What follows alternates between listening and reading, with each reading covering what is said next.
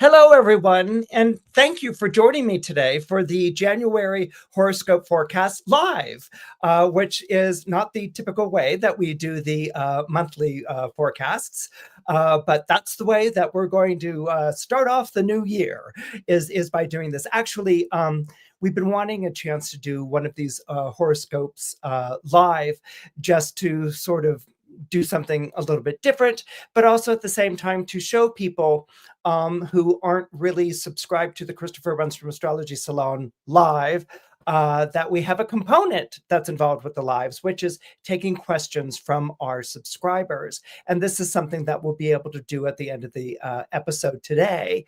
I always enjoy whatever opportunity I can have to talk to each and every one of you and to reach out to you in different ways. I'm so grateful for your support and for you taking the time to view these YouTube videos. And I just cannot begin to tell you how grateful I am for all of that. Something that I get to do in the salon that I don't get to do on the general channel is is that I can take questions.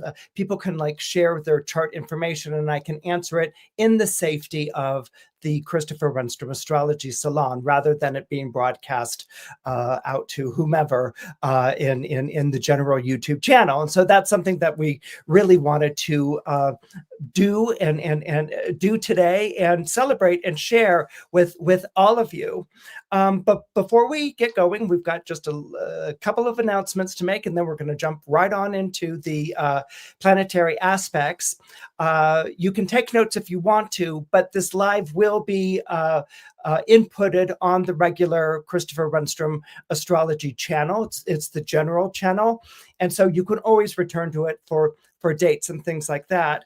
But one of the things that I wanted to announce to everyone is that on January 12th, we will be concluding the Element series that I've been presenting through the Christopher Renstrom Astrology Salon.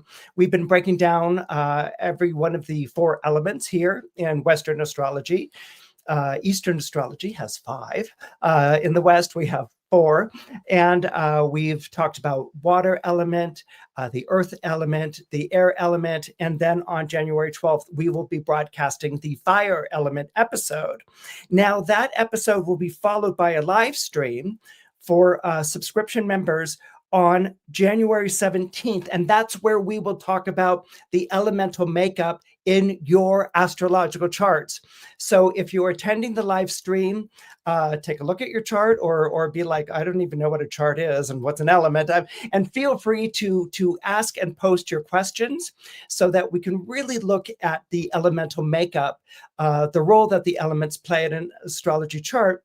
A lot of times we'll emphasize the planet and the sign, and those are the things that we should be emphasizing. But there's another element too, and that's the element. For instance, Saturn in an air sign is not going to be the same as Saturn in a water sign, or Venus in a fire sign is not going to be the same as Venus in an earth sign. And so these are things that by looking at the temperament of the chart itself, it kind of brings another dimension. And honestly, between you and me, I think you can read a chart or someone's personality just by the elemental makeup of the astrological chart itself. And that's something we get to do together and to explore and to talk about with the live stream that follows up the last of the 4 elements. And that live stream will be for Christopher Renstrom Astrology Salon Live members on January 17th. To join the salon and just get the episodes, that's $5 a month. But if you want the episodes and to join the live, where we get to do chart analysis, discussion, we get to go over these sorts of things, that's $10 a month. And I wanted to keep it very affordable for people who want to take that kind of a deep dive. And it's something that I really love and enjoy doing. The regular broadcasting on the Christopher Renstrom Astrology Channel returns on January 19th with our February horoscope, which will be done in the typical monthly format. And that will be followed by Mars entering an Aquarius.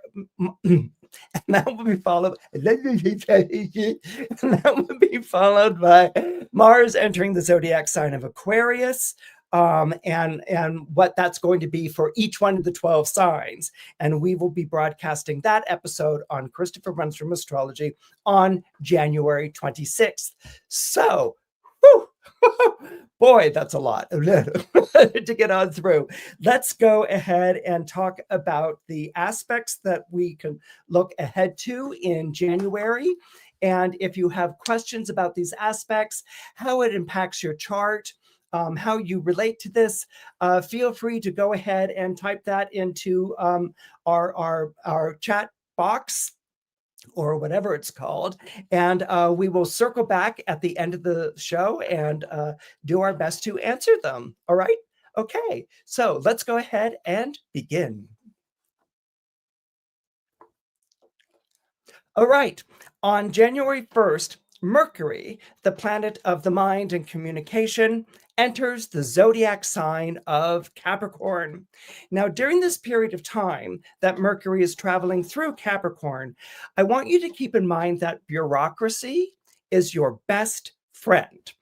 Bureaucracy is always your best friend when Mercury is traveling through the realm of Saturn. That's because Saturn, which is the planetary ruler of Capricorn, is all about following rules and laws and observing protocol. But you have to follow these rules to the letter in order for the Mercury and Capricorn magic to work.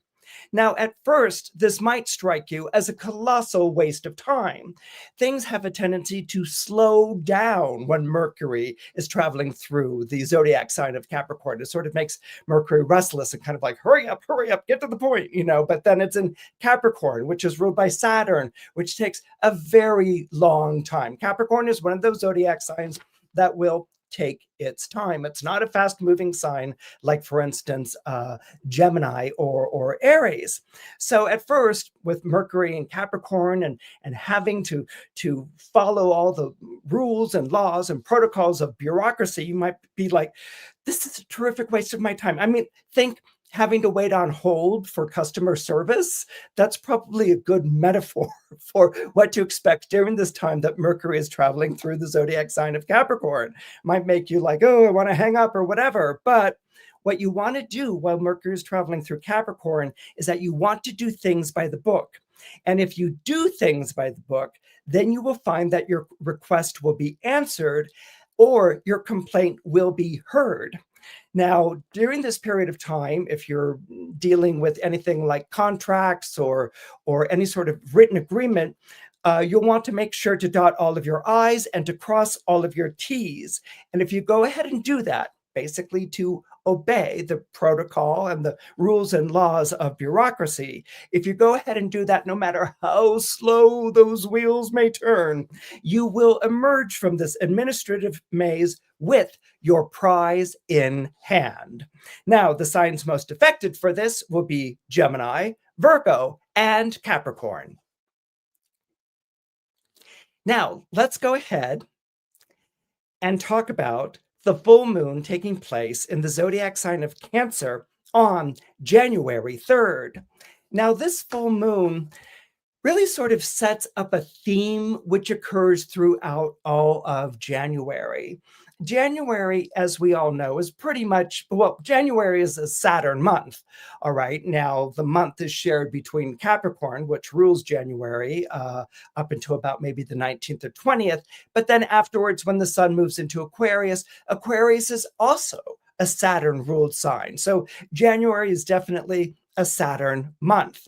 And here in the Northern Hemisphere, it's associated with the winter, the shortest days and the longest nights, and it's also very cold.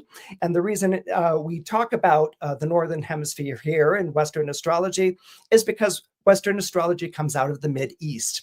And so the temperament of the zodiac signs comes from the way weather was experienced in the Mid-East. And so winter is cold and and very dark. So when we have this full moon in Cancer, and this is the moon which rules Cancer, becoming the brightest that it can in the nighttime sky, we have, as I was saying, this is going to be a theme you'll hear as we talk about this month, we have the feeling nature that's going on. Cancer is all about our emotions and our feelings, but these aren't distraught or disturbed emotions. These are calming emotions. These are supportive emotions. These are sheltering emotions. Okay, Cancer, because of its association with the family and with roots, is really all about bonding. Like, for instance, the bonding that goes between a mother and a child. It kind of immediately puts me in mind of this video or this reel that I saw on Instagram the other day. And it featured an adult cat and a kitten, and the kitten had been traumatized and was like really, hissing and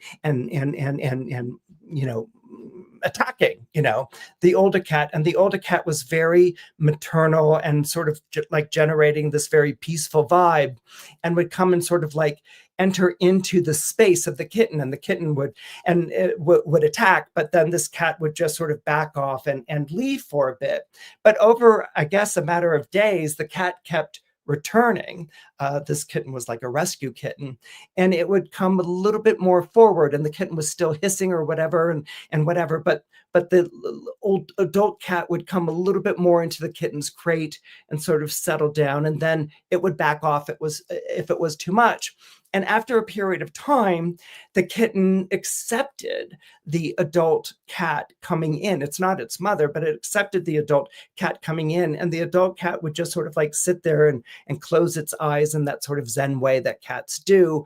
And the kitten would just sort of like calm down and relax and bond with the energy. Now, it's shown in a space of a few seconds, and you're like, oh, that's lovely. But obviously this took a number of days to happen. But this is my example that I want to share with you with this moon in Cancer, that at the darkest time of the year, that at the coldest time of the year, Capricorn is associated with scarcity. There isn't much to have, that there can be this sense of bonding, of sheltering, of being close to someone, of sort of giving up the defensiveness or the austerity or the distance, and really moving close to someone else. So what this full moon in Cancer talks about is that no matter what is that you maybe experience a lot of stress or anxiety around scarcity, issues of scarcity, financial scarcity, food scarcity, things like that. But this moon in Cancer, because Jupiter is also in Cancer, is there as a reassurance that there is a net underneath you, that there is a sense of bonding that you can create or receive with someone else, and that this energy will be very, very strong for you, that the world isn't just scarce, it isn't just dark, it isn't just cold, that there is sanctuary, or there is being provided for, or you can also be welcomed into a situation. So this might be familial, this might be with your own family, or this might be with the family that you choose and not the family that you were born into. And so this may be a circle of friends or people that you feel very close to, who are giving you this sense of reassurance and sheltering, and whom you may also be returning or expressing your own sense of sheltering and bonding and connecting. So this full moon in Cancer is a very nurturing one, again, because of the presence of Jupiter exalted in the zodiac sign of Cancer. And the signs most affected will be Aries, Cancer, Libra, and Capricorn. Now, we move on to our next aspect, which will be taking place on January 6th. And this is when we will experience Venus Cazimi.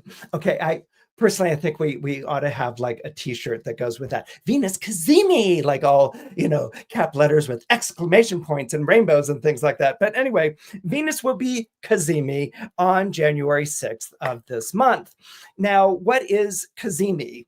Cazimi is actually a Persian term, or it's sort of a Persian term, but it was interpreted through another vernacular, perhaps like Latin or something like that. But anyway, Cazimi, basically what it means is in the heart of the sun. All right, this is when a planet is at an exact conjunction with the sun itself.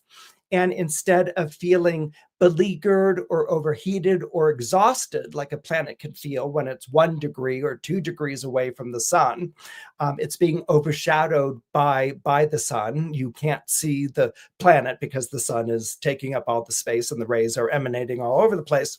And so during this period of time in ancient astrology, they used to say that a planet was maybe combust. And sort of imagine someone pulling themselves across the desert going, water, water. The planet was dried out. It had no moisture. It was seen as weak. But suddenly there was this other element that comes out, which is called Cazimi, which might be borrowed from the Kabbalah, actually, because it dealt with the throne world in Jewish mysticism. But it's this point that when you enter into the throne world of God, or the throne world of the sun, as with the Cazimi, all of a sudden the planet becomes resplendent in its light. It's like it's connected to the sun, and it picks up this energy, and it just becomes absolutely resplendent. It becomes magnified. I mean, more magnified than an angular placement. More magnified than a planetary dignity. The planet for that day becomes incredibly magnified. And so what happens here is that when Venus is Cazimi, Venus becomes magnified. Okay. Remember that Venus in astrology is the planet of attraction. And so and she rules over the laws of attraction. So obviously you become more attractive when Venus is Cazimi. Now, that doesn't mean that you have to work hard to make yourself look attractive or anything like that. There's just this light or this energy that comes from you that emanates and that people find attractive. People want to be closer to. So this sounds like a wonderful thing, and it is a wonderful thing for capturing the notice of people. But as you might imagine, it can also be a little problematic, especially when we have Venus in the zodiac sign of Capricorn. Venus in the sign of Capricorn can be very hierarchical. Capricorn on its own is very hierarchical. There's a boss, a supervisor, the people, who serve underneath, there's a pecking order, right? But when Venus is Cazimi, you stand out despite the pecking order. So it doesn't matter, for instance, if you walk behind your boss or you defer to a supervisor or you credit your colleague for having, done the assignment wonderfully. It's not going to work, because what happens here when Venus is under the rays of the sun in Capricorn is that all eyes are on you. Okay. It's kind of like if you remember when Princess Diana would be photographed next to her husband at the time, Princess Charles, at public events, everyone could have cared less about Charles. Okay. All the press were like, Diana, look over here, smile, smile. And Diana would sort of look over and, smile, and they'd take all these pictures. And it was Diana who was on the front page of all the newspapers and the magazines and things like that. And again, everyone could have cared less about Charles. All they wanted was a picture of Princess Diana. Well, that same kind of thing is going to be going on with you when you have Venus Cazimi. Everyone could care less about the company you keep. They just want to hear from you. They want to know what you think. They want to know what you feel. They want to know what you believe.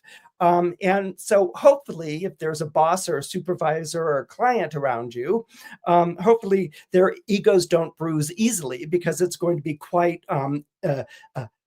evident that everyone is drawn to you and not them, so hopefully you've got a spouse who doesn't mind sort of being pushed to one side as everyone wants to meet your acquaintance. And so if they don't have egos that bruise easily, this will be okay. But if they do, if they find it a little touchy, or they, their nose is put out of joint or something like that, well, then you can expect to do a lot of coddling and reassuring in the days that follow this Venus cazimi. The signs most affected will be Taurus, Leo, Libra, and Capricorn. On January 7th, we will have a Venus-Mars conjunction in the zodiac sign of Capricorn. Now, conjunction is when two planets are in the same place at the same time, all right? When I was learning astrology, it was always described as it's very powerful conjunction. The planets fuse their energies together and work as one. In my experience, my personal experience as a reader, I have yet to see that be the case. The planets are connected to one another. They're definitely there at the same place at the same time, but not all conjunctions are the same. I actually often like to compare conjunction to like a three-legged race. If you ever did those, at picnics or barbecues or something like that when you were a kid, that's where your leg is tied to the leg of someone else and you're racing against other people who are in the same situation with legs tied to one another, and you race, okay? And so not all conjunctions are going to be the same. Like, for instance, if you have like Mercury and Mars together in a conjunction, that's great because they're both fast and they're going to want to go fast. And so that's zippy. Okay, but let's say you have like Mercury and Saturn conjunct one another. You've got Mercury, he's trying to like move quickly, and Saturn, he's kind of like, moving at a snail's pace. And that conjunction can be a font of frustration. Okay, so not all conjunctions are the same. They're actually very different, and they're very particular to the planets that are involved. So with a Venus-Mars conjunction in Capricorn, we know that the more powerful planet is going to be Mars. Why? Because Mars is in its exaltation in the zodiac sign of Capricorn. And so not only is Mars going to be more powerful of the two, it doesn't rule it. Saturn is still the ruler of any planet traveling through Capricorn. It doesn't rule the Venus, but it's going to be powerful because of its exaltation. And it's certainly going to have a very Marsy quality.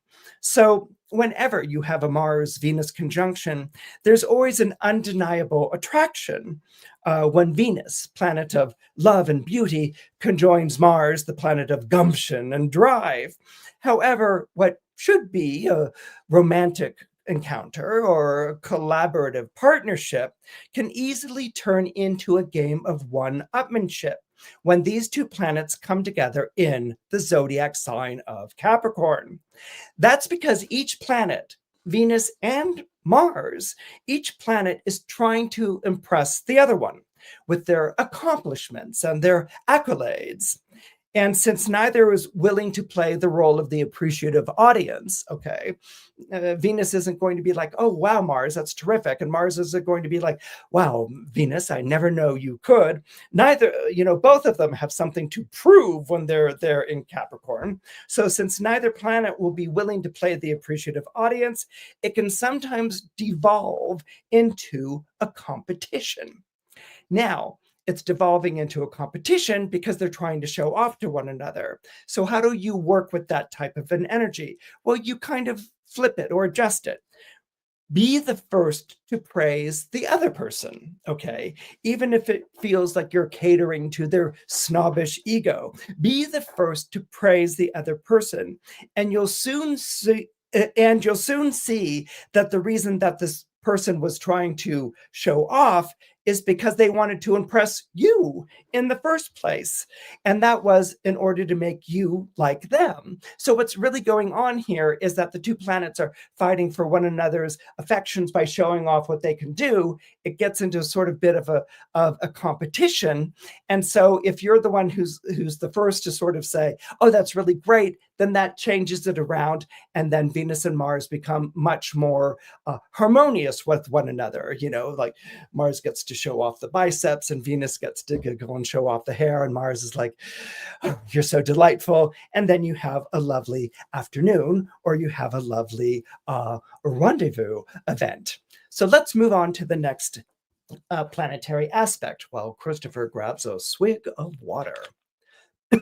Oh, before we do that, signs most affected by this Venus-Mars conjunction are Aries, Taurus, Cancer, Libra, Scorpio, and Capricorn.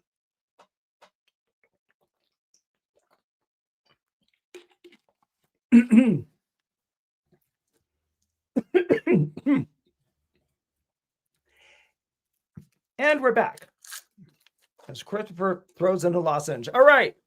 Oh boy. Really? We go to that one already? Yes, we do. On January 9th, Mars is Cazimi. So you can tell, as I was saying earlier, there's definitely a Mars flavor to the month of January. So remember when Venus was Cazimi, like, I don't know, 2 aspects ago? Okay, now it's Mars is Cazimi on January 9th. That means Mars is at the exact same degree as the Sun. This is very powerful because Mars is resplendent in the throne room or the heart of the Sun. But at the same time, we have to remember Mars's planetary dignity. It is exalted, meaning most celebrated, in the zodiac sign of Capricorn. So basically what we have here is a Mars that will do whatever it takes to get what it wants. All right. And so this will magnify Mars's, you know, go get 'em type of energy. Now, Mars is indeed named after the Roman god of war and has a bit of a negative reputation in astrology. It's named after the god of war, so that doesn't always speak well for it. And Mars is also associated with anger and with dominance and vengeance and all those more pleasant aspects of human behavior. But Mars does have a purpose in an astrological chart. And Mars's purpose in an astrological chart is to get you what you want. All right. So if you're kind of like, wow, you know, that looks like a really yummy piece of cake, I'd really like to have that. Mars is like, okay, let's go ahead and have it, you know. And so, you know, you plunk down the money or you sneak it into your pocket or whatever, but you go and get what you want when Mars is active in your chart. And so Mars is always looking to you in terms of like, what do you want? Okay. And so Mars is driven, it's goal oriented, and it wants to focus on getting you the things that you want. Now, this could just involve you like, I want that, and someone gives it to you, and that's great. But a lot of times you might have to, dig down into your pocket to see if you have enough money to get what you want. You might find that what you want is something that someone else wants, and so that becomes competitive. You might want something and someone else says no, and so you deal with rejection. So Mars is always dealing with all of those feelings around trying to get what you want, and it will always push for what you want.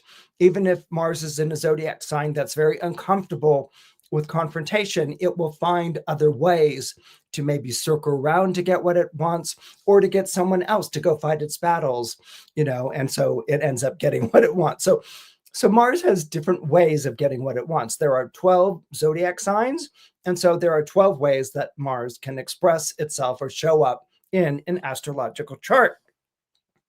So when Mars is Cazimi and exalted, as I've already described, this magnifies the Mars energy of provocation and dominance.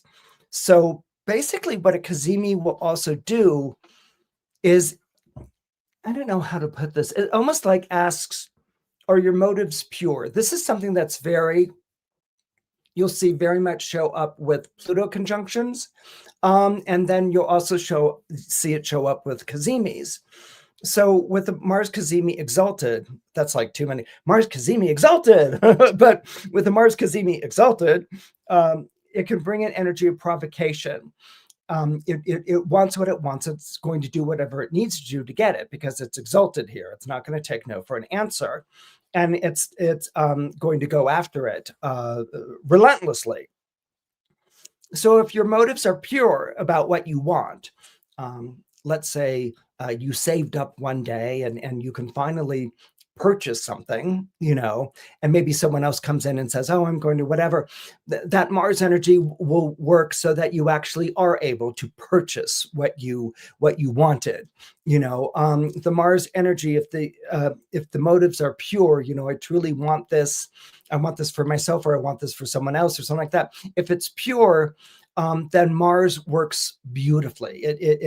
It works almost so that's so almost inevitable that you gain the thing that you desired out of purity of heart or purity of your character. But if your motives are treacherous, like oh, that person wants something and I don't want them to have it, or I want this, but I'm going to be like, but that might result in someone else, getting screwed over, excuse my French, or something like that. If that's what's going on, what happens with the Cazimi, not an exaltation, but a Cazimi, is that things could take a nasty turn for the worst, and you might wind up being vilified. And that's because Mars carries that energy of doing whatever it takes. If you have a care for the consequences, then you can achieve or accomplish what you want in good standing.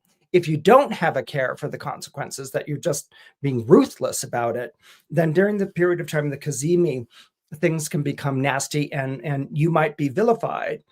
So you don't want to do anything underhanded when Mars is this powerful, because it will only backfire. What you want to do is bring the nobility of Mars, bring the heroism of Mars, bring the character of Mars to a situation. And if you do that, you will be amply rewarded. The signs most affected for this are Aries, Leo, Scorpio, and Capricorn. In our next aspect, we have Venus opposite the planet Jupiter. Venus is in Capricorn and Jupiter is exalted in the zodiac sign of Cancer. Oppositions, in my opinion, are basically, it's the idea of polarization or divisive. One is in opposition to another person. It's as far away as the planets can be with one another. And it's not, an opposition isn't necessarily it isn't necessarily antagonistic like a square is. A square will fight the other planet in a one-upmanship in order to gain the upper hand. But an opposition is almost like, I have nothing to do with you. And, one planet says, I want nothing to do with you, Jupiter in Cancer. And Jupiter in Cancer says, I want nothing to do with you, Venus in Capricorn. And so they retreat to their opposite corners, okay? It can be a very brittle type of planetary aspect. And so I thought long and hard about, okay, Venus in Capricorn opposite Jupiter in Cancer, what would be a really good example of that? And I came up with a movie that I really enjoyed a lot. I think it came out like in 1990 or something like that. And it was called Baby Boom. It's called Baby Boom, and it starred Diane Keaton as a yuppie. And what it is that Diane Keaton, who, by the way, is a Capricorn, or was a Capricorn, she unfortunately passed this year, which is so devastating. But anyway, so in Baby Boom, Diane Keaton plays a yuppie, and she lives in New York City, and she's living with her boyfriend, and she's a consultant at a corporation, and he's like this high-paid lawyer or something like that, and they're living the life of career, career building, of working hard and walking away with tremendous prizes and lots of money and things like that. And so she plays, I think the name's JC, and she's on the fast track to becoming a great success in this company. And her boyfriend is an investment banker. That's what he is. He's an investment banker.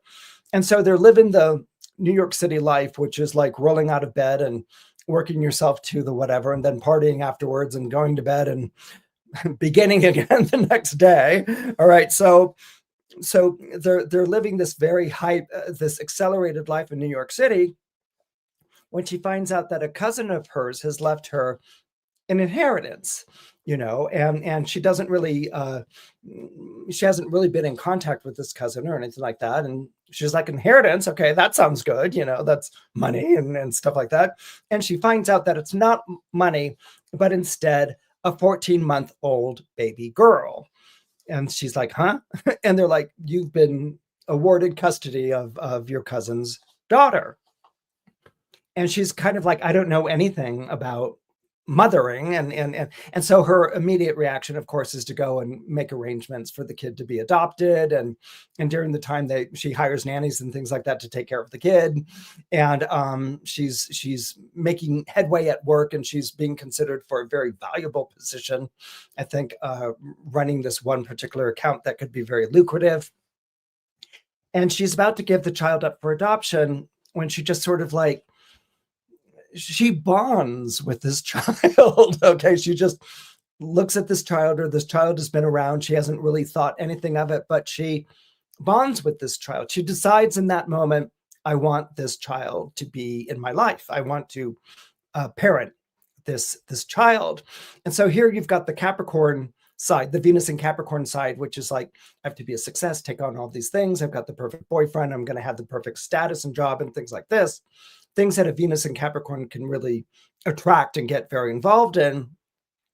And then you have Jupiter exalted in the zodiac sign of Cancer, which is mother. The good mother is associated to Cancer because Cancer is the zodiac sign of the summer solstice, which is the season of abundance. And there's a baby. And it's a family member, it's a cousin. And so she's torn, like, do I raise this child or not? And she decides, ultimately, I'm going to raise this child. And this is the thing about an opposition. You can only be one planet at a time. Okay. So for instance, when we're looking at Venus in Capricorn opposite Jupiter in Cancer, you can be either the Venus in Capricorn or the Jupiter in Cancer. You can't do both at the same time. You could do both at the same time if they were conjunct, and you could do them relatively at the same time if they were trying to sextile. But in an opposition, it's kind of like when you go bowling and all the pins go down and you're hit with those two, you're left with those two bowling pins opposite one another with a huge gap between the two of them.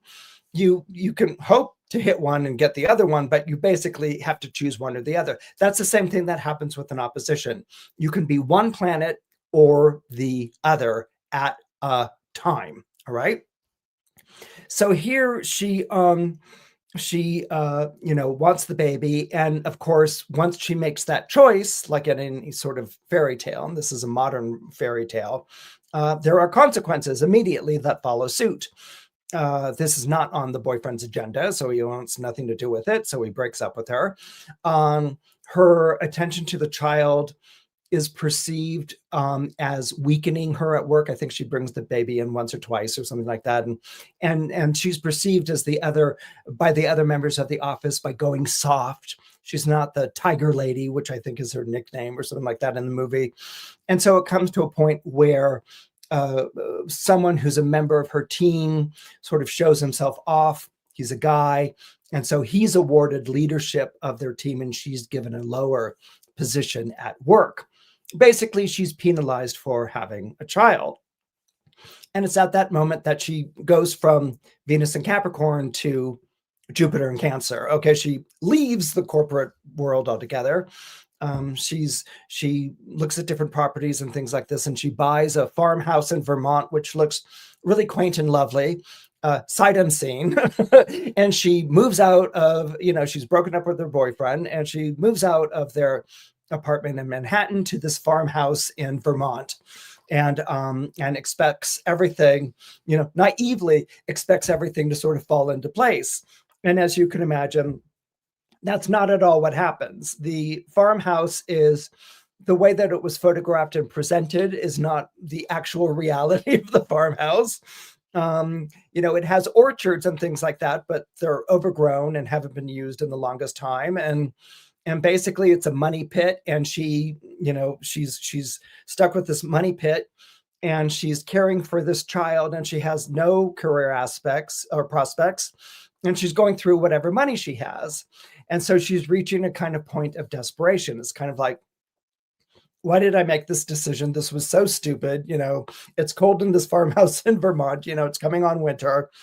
I'm losing money every day. And what the hell was I thinking? And so, of course, this is when she meets Sam Shepard by the side of the road. Like, that's what I love about these movies. It's like, oh, look, it's Sam Shepard by the side of the road. Okay. And like, I think she has a flat, and she has a Diane Keaton, like, la-di-da, I don't know how to change a tire type of thing. Sam Shepard, who was a playwright, but also kind of like leading man du jour in the late 80s and 90s, shows up, and he's a veterinarian in the town, and he's taken with her, and she's like, no, I'm not taken with you, and she's not taken with him because she's over Vermont. Okay, she wants to sell this farmhouse, she wants to move back to New York City, she wants to reclaim her job. This is what she's going for. So she went all Jupiter and Cancer, but now, because she's hit money troubles, which is always a trigger event for any planet in Capricorn, because she's hit money troubles, she swings back to the Venus in Capricorn, and she's like, I'm above all of this. I'm not going to be in some hick farm or whatever like that. I'm heading back. I'm going to sell the farmhouse, and la-di-da, we'll take it from there, And of course, she's not interested. She's not able to sell the farmhouse. Nobody wants it. She can't return to New York City. And so she's stuck there in Vermont, which is another thing that can happen with the opposition. You can only be one of these two at the same time.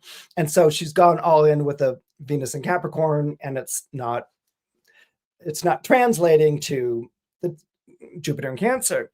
So here she's stuck. She can't sell the house, and she's got an orchard of apple. She's got an apple tree orchard, and the apples are dropping, and she's like, well, what am I supposed to do with that? And some neighbors like, collect them, like they're just going to rot on the ground or something like that. So she goes and she collects the apples, and she starts to, she's got nothing to do with herself. She's got no career. So she decides to make applesauce for Elizabeth, her baby. All right.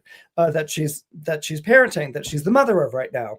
And so she makes the applesauce, and she begins to put it in jars, and she's feeling kind of creative and entrepreneurial or whatever. She makes labels, and she goes and sells it at the local store, and it goes on to become a huge hit.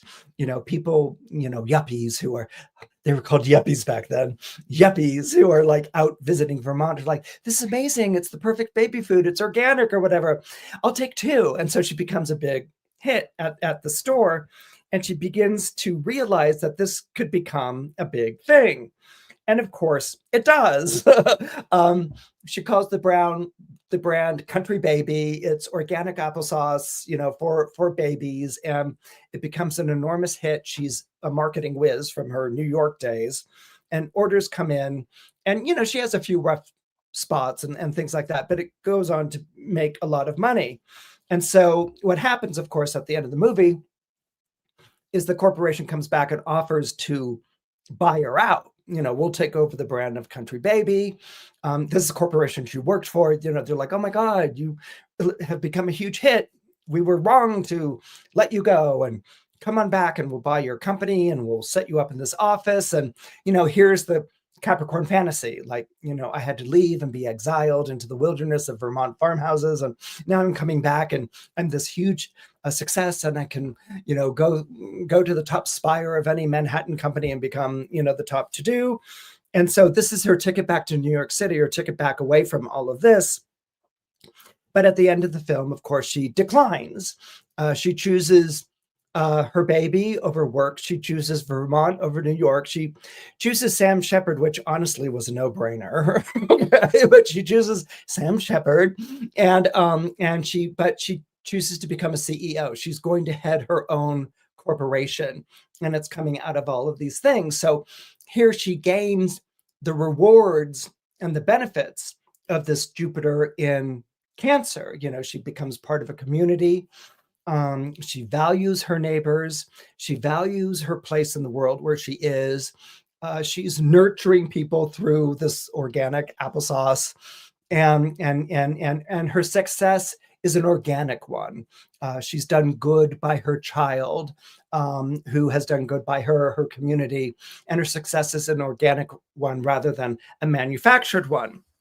And so that's kind of what happens with this opposition that you have. Now, that's not to diss Venus and Capricorn or anything like it. Venus and Capricorn had its own thing going for it, glamorous lifestyle and things along those lines based on status and money and power.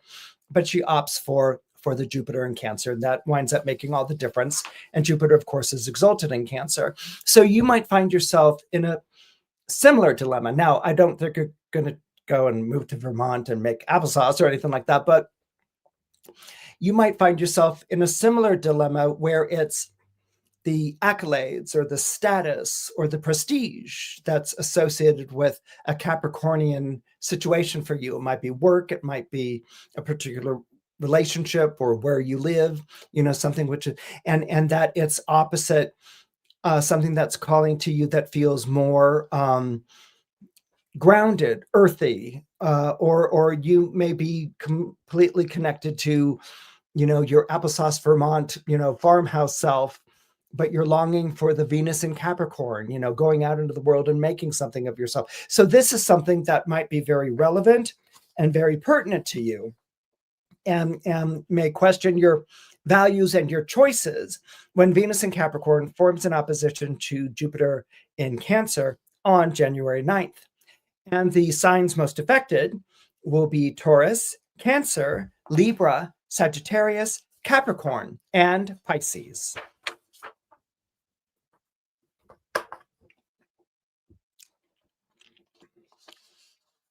So in our next aspect, which will be taking place on January 14th, we have a Cardinal T-Square.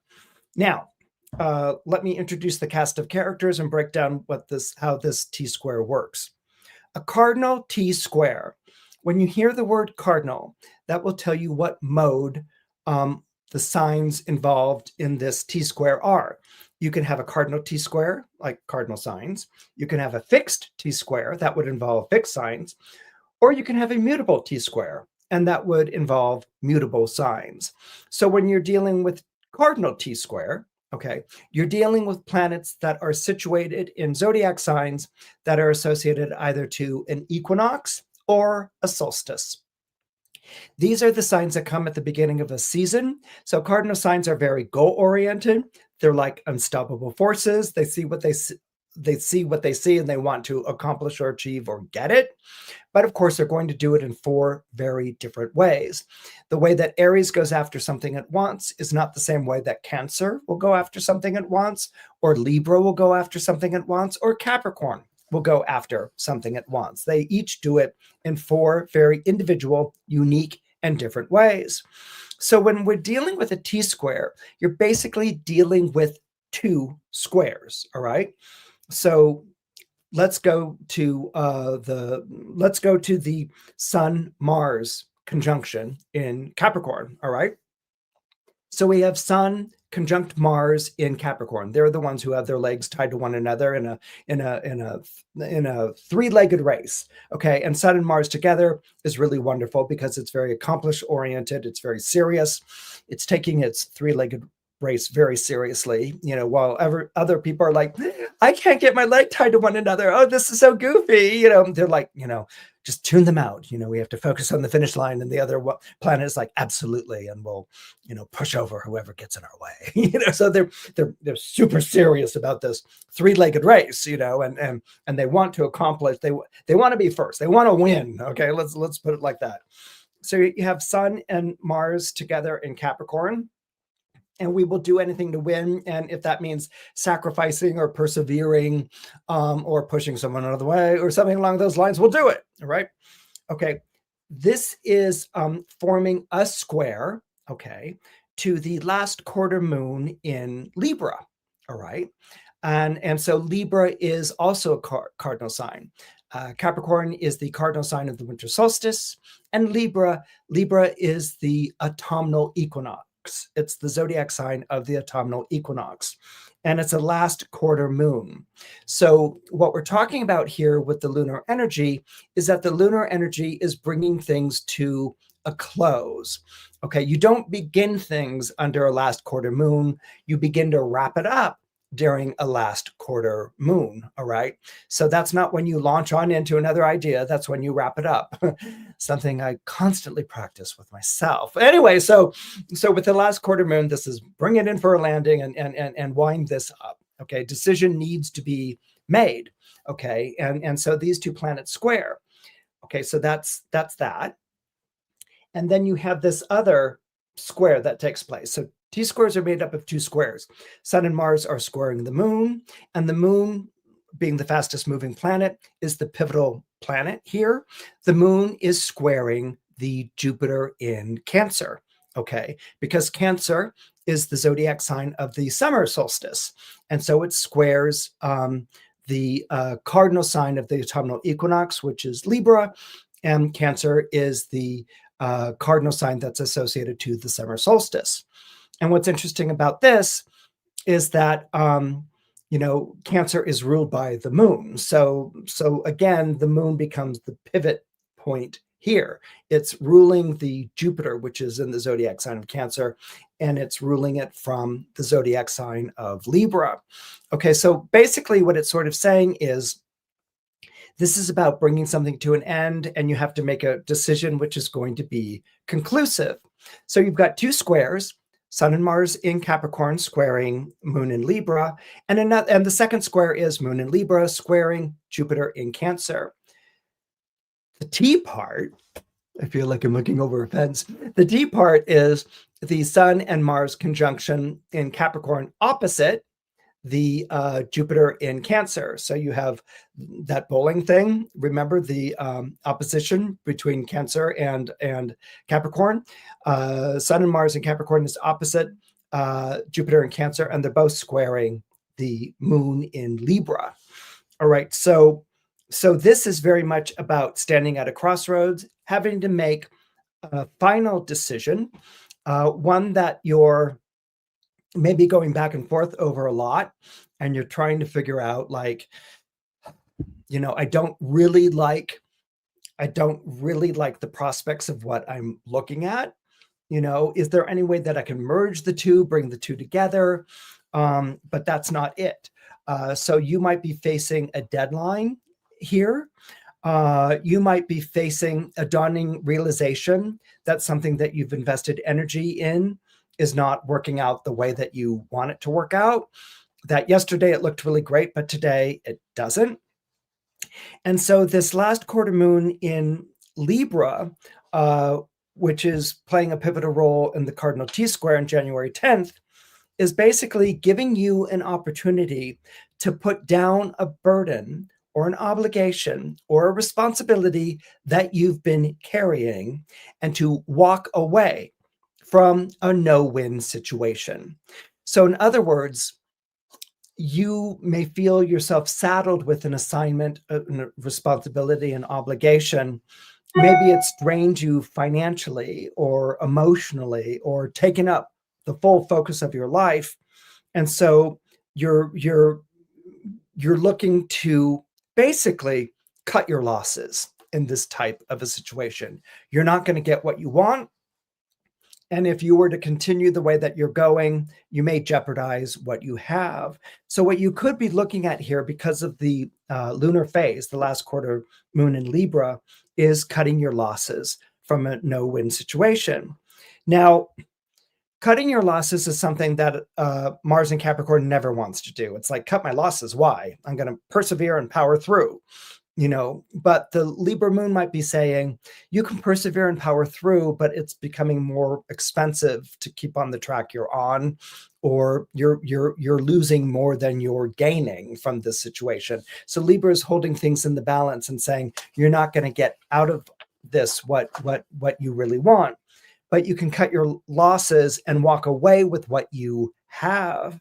So this is one of those decisions that obviously, I mean, from what I've described, don't come easily. And there may even be a price to pay as a result. Like, again, that feeling of cutting your losses and really like, I can't believe I spent all that time or money on this, and this is what I have to do. Or it might even be answering to disappointed parties, people who you had pledged or promised or said you were going to work this on through, and they're just sort of like, but we trusted you, we relied on you. But the feeling is that you have to do this for solvency and also to get back you. Okay, things have become imbalanced, out of balance here, and you're doing it to retain or to reassert equilibrium in your life. And if you leave this, even though there might be a price to pay, there's also freedom. There's freedom from the situation, but I think more importantly, freedom to try again another day, freedom to see what plays out. Maybe you leave it for good, or maybe it comes back into your life in a different way. That often happens during Cardinal T-squares like this. But what if you find yourself unable to leave? Okay, what if the responsibility is too great, the obligation too important? You put in so much of yourself that there's nothing to take out. Diane Keaton and Baby Boomer realizing that the farmhouse is a money pit and that she can't get back to New York and no one wants to buy it. Okay, if that is the situation, then it means that you still have some unfinished business and that you need to see things through to the end. Now, your feeling might be like, need to see things through to the end. It's, the money pit farmhouse. Okay, need to see things through to the end. Like, who would choose that if they had to? But it's also about making peace with that decision. It's also about saying, okay, I am going to see things through to the end. And I'm staying because I want to see things through to the end, and I'm not going to be, defeated about it. I'm just going to see it through and see what happens. And like in the film Baby Boomer, that actually ends up generating the applesauce gathering and the packaging and the success.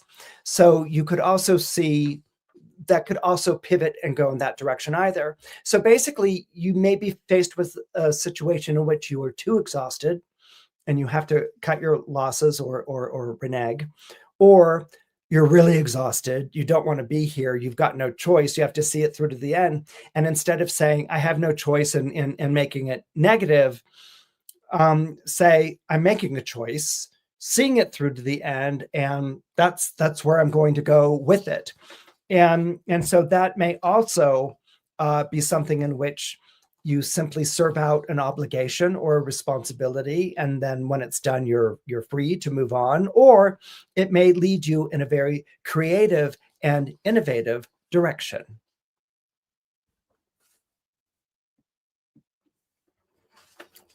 Signs most affected are Aries, Cancer, Leo, Libra, Scorpio, Sagittarius, Capricorn, and Pisces.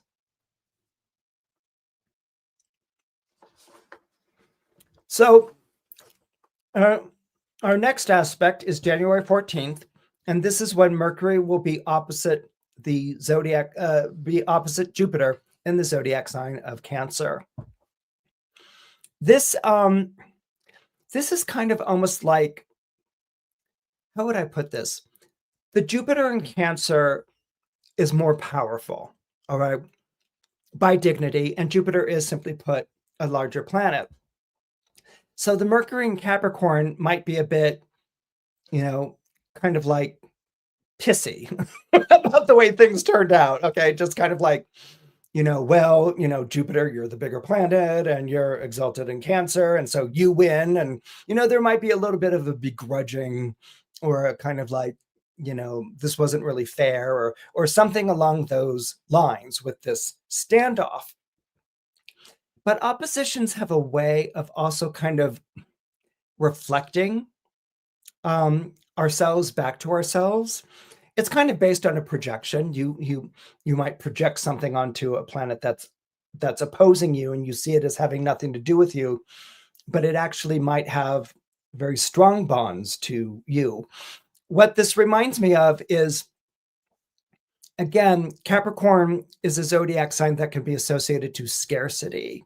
That I work really hard because I want to make myself invaluable, or I want to make money or achieve these things so that I won't be left by the side of the road or distraught, later on in my life. I want to be the ant, not the grasshopper that eats everything, during the months of summer and perishes. And I want to be the ant that works really hard and conserves and preserves and can live through the change of season and survive it. But there's a beautiful generosity to Jupiter in the zodiac sign of Cancer. It's a planetary placement that's very welcoming and that's very inviting to people. I don't know if you had a chance to see the Astrology of a Christmas Carol, which we posted last week, or maybe the week before, but it's the story of Scrooge.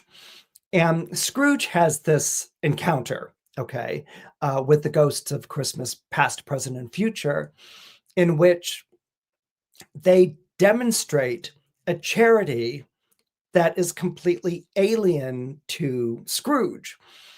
Scrooge has had a very difficult childhood and has had a lot of justification for wanting to make money and keeping the money himself, and to seeing society is made up of people who aren't deserving of charity. They didn't work hard. They didn't make the sacrifices that Scrooge did.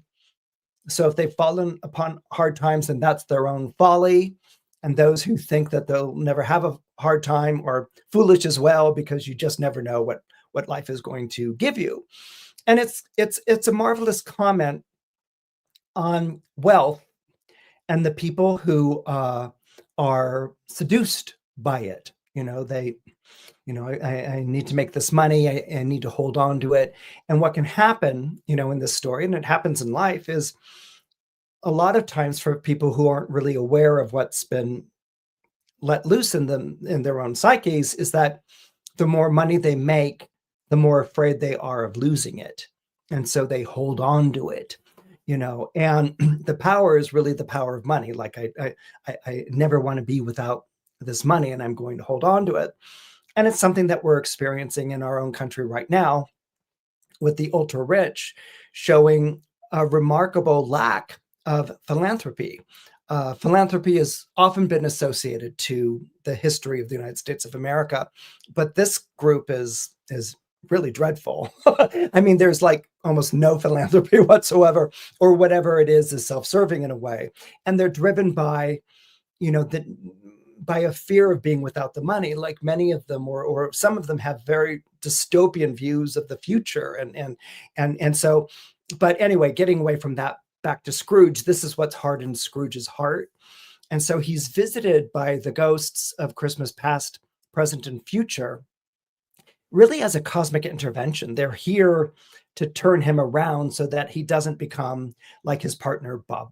I always say Jacob Marley. It's not Bob Marley, Christopher, the musician you listen to. It's Jacob Marley, Scrooge's business partner. He doesn't want to turn out like Jacob Marley, which is this ghost, this phantom, this hungry ghost, as the Japanese would say. And so the ghosts kind of do this intervention, and they bring Scrooge, they open Scrooge's heart. And this is something that can happen through an opposition. You can be one or the other.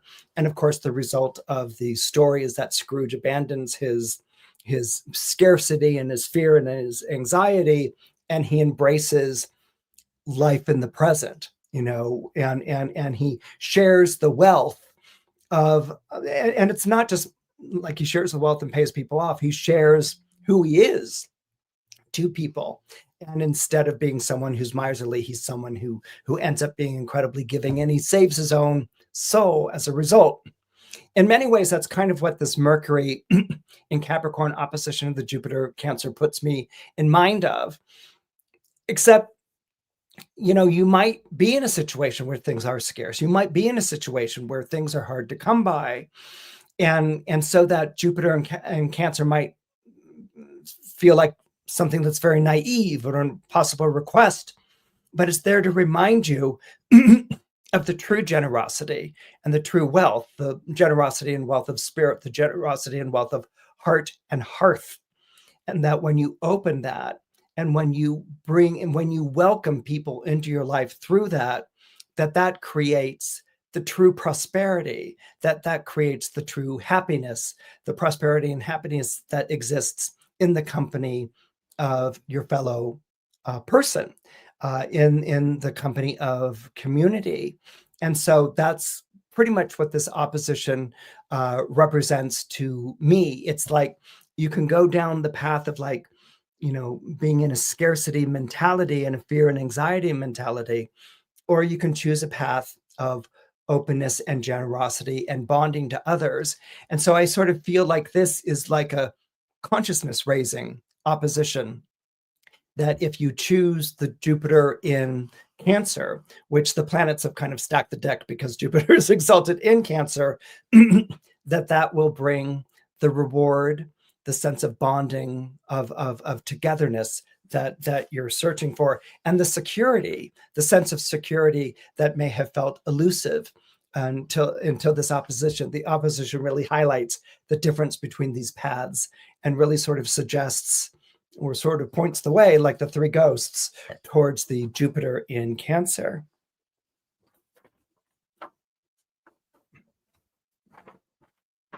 Signs most affected are Gemini, Cancer, Virgo, Sagittarius, Capricorn, and Pisces. From January 14th to January 15th, we will have what I call a Venus transit bundle. Okay, basically what a Venus transit bundle is that Venus aspects one planet and then very quickly aspects another. And so they can sort of be read together. But what we have to keep in mind with something like this is that it's still two different transits. All right. So how do we read them? We want to isolate them or bring them apart in some regard, but we also want to read them together. Or actually, perhaps a better way of reading this aspect is not so much together as in sequence. All right.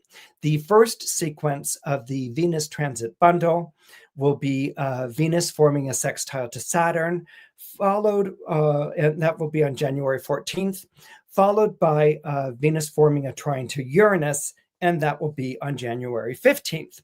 So let's talk about what the Venus-Saturn sextile is. Venus is currently in the zodiac sign, or Venus at this time is in the zodiac sign of Capricorn, and it's forming a sextile to Saturn in the zodiac sign of Pisces. Now, the planet that's giving direction here with the sextile is Saturn. Not only because Saturn is ahead of Venus in the sky, the sextile is an approaching sextile. Capricorn comes before Pisces does. So Saturn and Pisces at the end of the zodiac, and Capricorn, Venus and Capricorn is two zodiac signs away from the end. So Saturn comes ahead of Venus in zodiacal sequence. Not only that, but Saturn rules Venus. And so that's where Saturn is saying, Venus, follow this lead, or this is my inclination, and to follow this. So with a sextile, this is a benevolent, this is a good aspect, but it's different from a trine. A trine is when two planets form an aspect to one another. They are in different zodiac signs, but the two zodiac signs that they're in share the same element. Okay, so a trine, for instance, would be if Venus were in Scorpio and Saturn were in Pisces. Scorpio is a water sign, Pisces is a water sign, that would be a trine. A sextile is is an element that is complementary to water. The element that is complementary to water in astrology is Earth. Okay. And basically the two elements are often read together. They originally were called the feminine elements, and they still are, or you can refer to them as yin elements, but when you combine earth and water, you have growth. It's the idea that you take a seed and you plant it in the earth and you water it and it grows. Okay, so earth, water, sextiles are about growing things. And they're different from, for instance, air and fire sextiles. So with this Venus-Saturn sextile, you may be asked during this period of time to revisit a decision that you made recently in the run-up to this aspect on January 14th.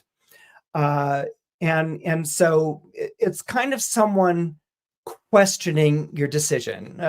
It's along the lines of like, really? Or do you really think so? Or are you sure you think that's the best decision? And 9 out of 10 of us are apt to be like, well, what's wrong with it? Or what do you think? So it's conversational. And it begins with a kind of like, really? Which is like doubt, which is Saturn. Okay, like, are you sure that's the way you want to go? And it gets us like, maybe that's not the best way to go. What do you think? And so sextiles are of the nature of conversation between the two planets. So you might be asked during this period of time to review a matter, and your first reaction to it might be reluctant, because you might feel like, well, if I review this matter that I finally made a decision about, am I throwing myself back into flip-flop universe, vacillating, forever, or am I coming across as not being really resolved in where I am? Am I being questioned in some regard? And so that might lead into second thoughts and doubts and things along those lines. Or, what can also happen when we question a decision that we've made is that we can harden our stance. We can say, well, thank you for the option, but I'm hardening my stance. I'm going to stay with this. And so that's I'm going to become even more entrenched. You might see, being questioned as being challenged in some way. And so, that can bring out sometimes what can be Capricornian, like, I'm going to become more entrenched with this. And so we might feel like we're being undermined by someone introducing questions or second thoughts, or we might be worried that we're coming across that we're being perceived as weak in some regard. That can be a sort of like Saturnian response to a dilemma or a situation like this. But thankfully, what's really nice about Venus in Capricorn forming a sextile to the Saturn in Pisces is that Venus has a softening effect on Saturn. Venus has a softening effect on Saturn's more taciturn nature, which means that you might find yourself, as a result of the sextile, being open to input or willing to re-examine a situation in light of present circumstances. So what this sextile does is like, it moves you from like, that's the decision I made, that's final, to like, oh no, you don't think that's right, or, well, I'm not going to be perceived as being weak or doubtful. I think it's, it moves you out of a defensive position, I think, is ultimately what I'm trying to describe, into like a, okay, let's take another look at it. Let's revisit it. And what you might experience as a result of that willingness to do so is that you might see a situation differently, and showing a willingness or an openness to dealing with a situation differently might actually invite another party to respond in kind, which is like, maybe that wasn't the best decision, or maybe it was a good decision, but we could do something more with it. And so this almost can create a kind of collaborative feeling. Venus is often associated to negotiations. Mercury is often buying and selling. Venus can be more about persuading or negotiating or suggesting another way of doing something. It doesn't have to just be this one thing. And searching for agreement, common ground with another person. And so this could lead you back to a negotiation, to reopening a decision, and maybe even coming up with a revised agreement that might strike you and another person. Maybe someone was holding you to the decision you made. Maybe you were holding someone else to the decision you made. It allows the two of you to sort of like re-examine or revisit it together, and so whoever made the pledge is kind of released from it, and whoever is insisting the pledge be fulfilled releases that person from it, and it allows them to sort of renegotiate this pledge or this agreement. This Venus-Saturn sextile is followed by a Venus-Uranus trine, which, the note that I made here was, did they really say yes? Okay. And that's how I see the Venus-Uranus trine. You might find that having revisited a situation actually made the dialogue between you and the other person, or collaboration between you and another person, better, that you're going to come up with a better version of what had been concluded before. And the other person might be saying, you know what, I think that's a better fit, and I'm going to go ahead and say yes to that.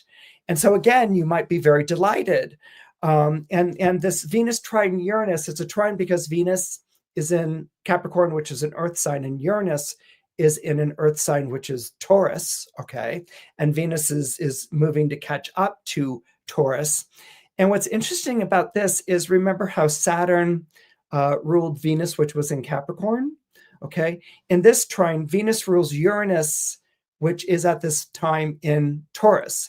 Venus is the natural ruler of Taurus. So Uranus is working in agreement with what Venus wants. And Venus is the planet of yes.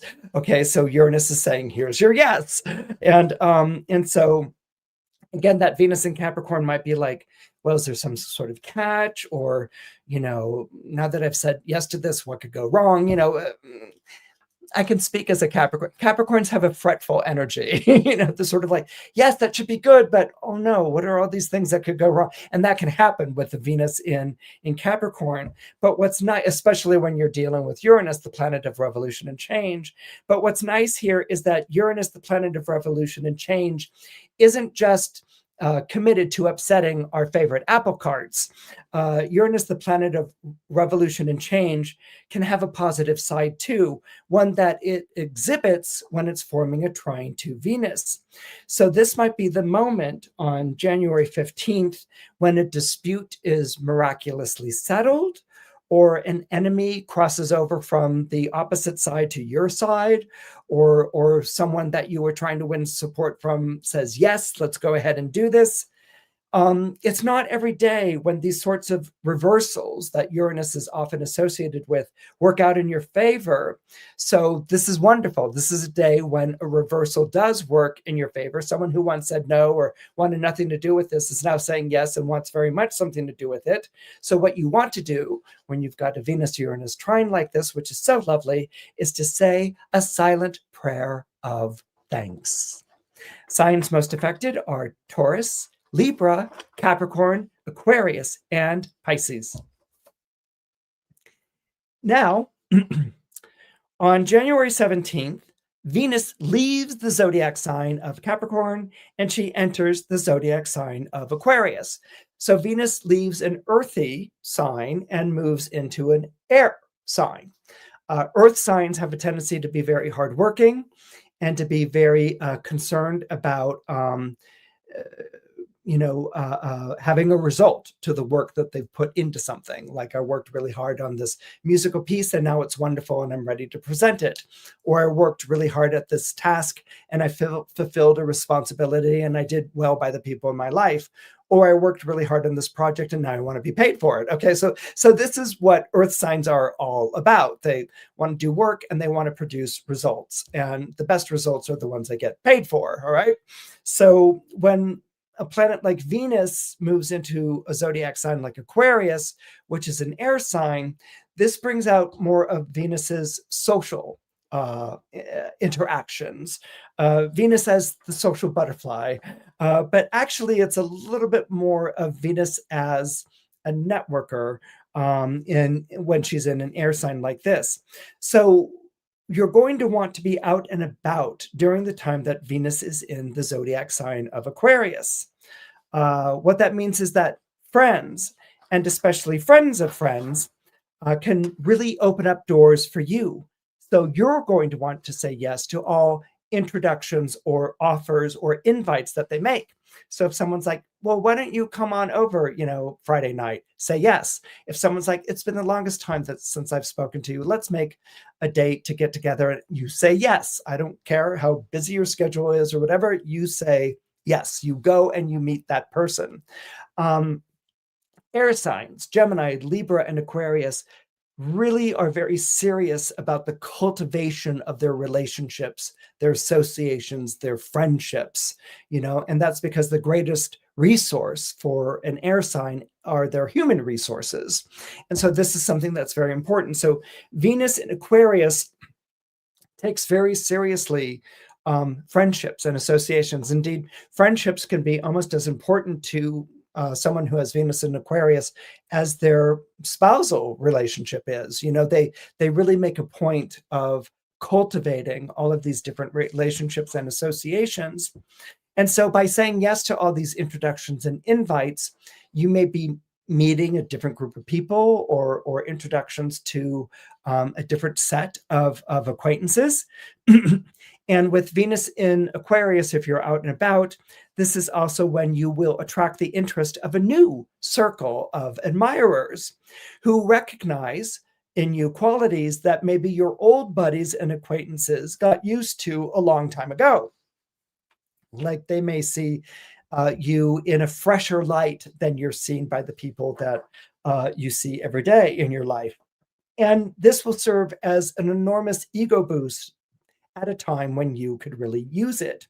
It also signals to the people in your life, your friends or lovers or acquaintances, it also signals to the people in your life that you see all the time that they should think twice about taking your affections and loyalty for granted.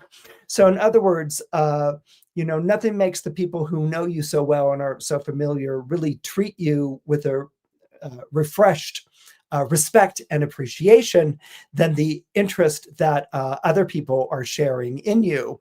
And so they're kind of like, well, wait, he's my friend, or, she's my buddy, you can't just like come on in here or whatever. And so this will also be an ego boost in a different way, because the people who kind of like take you for granted will see you with new eyes now that you're attracting all of this interest from different social quarters. Signs most affected are going to be Taurus, Gemini, Libra, and Aquarius. On January 19th, we will have a new moon in the zodiac sign of Capricorn. Now, it's during this new moon, and it's fascinating, this new moon. New moon is the time of month when we don't see the moon. It's in front of the sun, so it doesn't reflect its light. So it's a dark moon. And so it's this new moon, this dark moon in Capricorn, which is also regarded as being the darkest time of the year. It's associated with the winter solstice. So this is a time for you to unplug, to drop out, and to reconnect with yourself, even if it's only for the day of the new moon, which is January 18th. Now, this new moon in Capricorn is either going to be the last new moon of the year, or in this case, it's the first new moon of the new year, which makes it a good time for setting intentions. We often hear that phrase, setting intentions around a new moon. And that's because of the new moon's association with planting seeds. Maybe you remember the song Wildfire, where it's a song about a horse and a lost love or something like that. And there's a phrase in it that I always remembered, which is, by the dark of the moon, she planted, and so one plants seeds by the dark of the moon. And so this nowadays is pretty much understood as setting intentions. What do we want to see sprout and grow in the month ahead? So during this period of time, it's a good time to unplug, to drop out, and to reconnect with yourself, and to set intentions.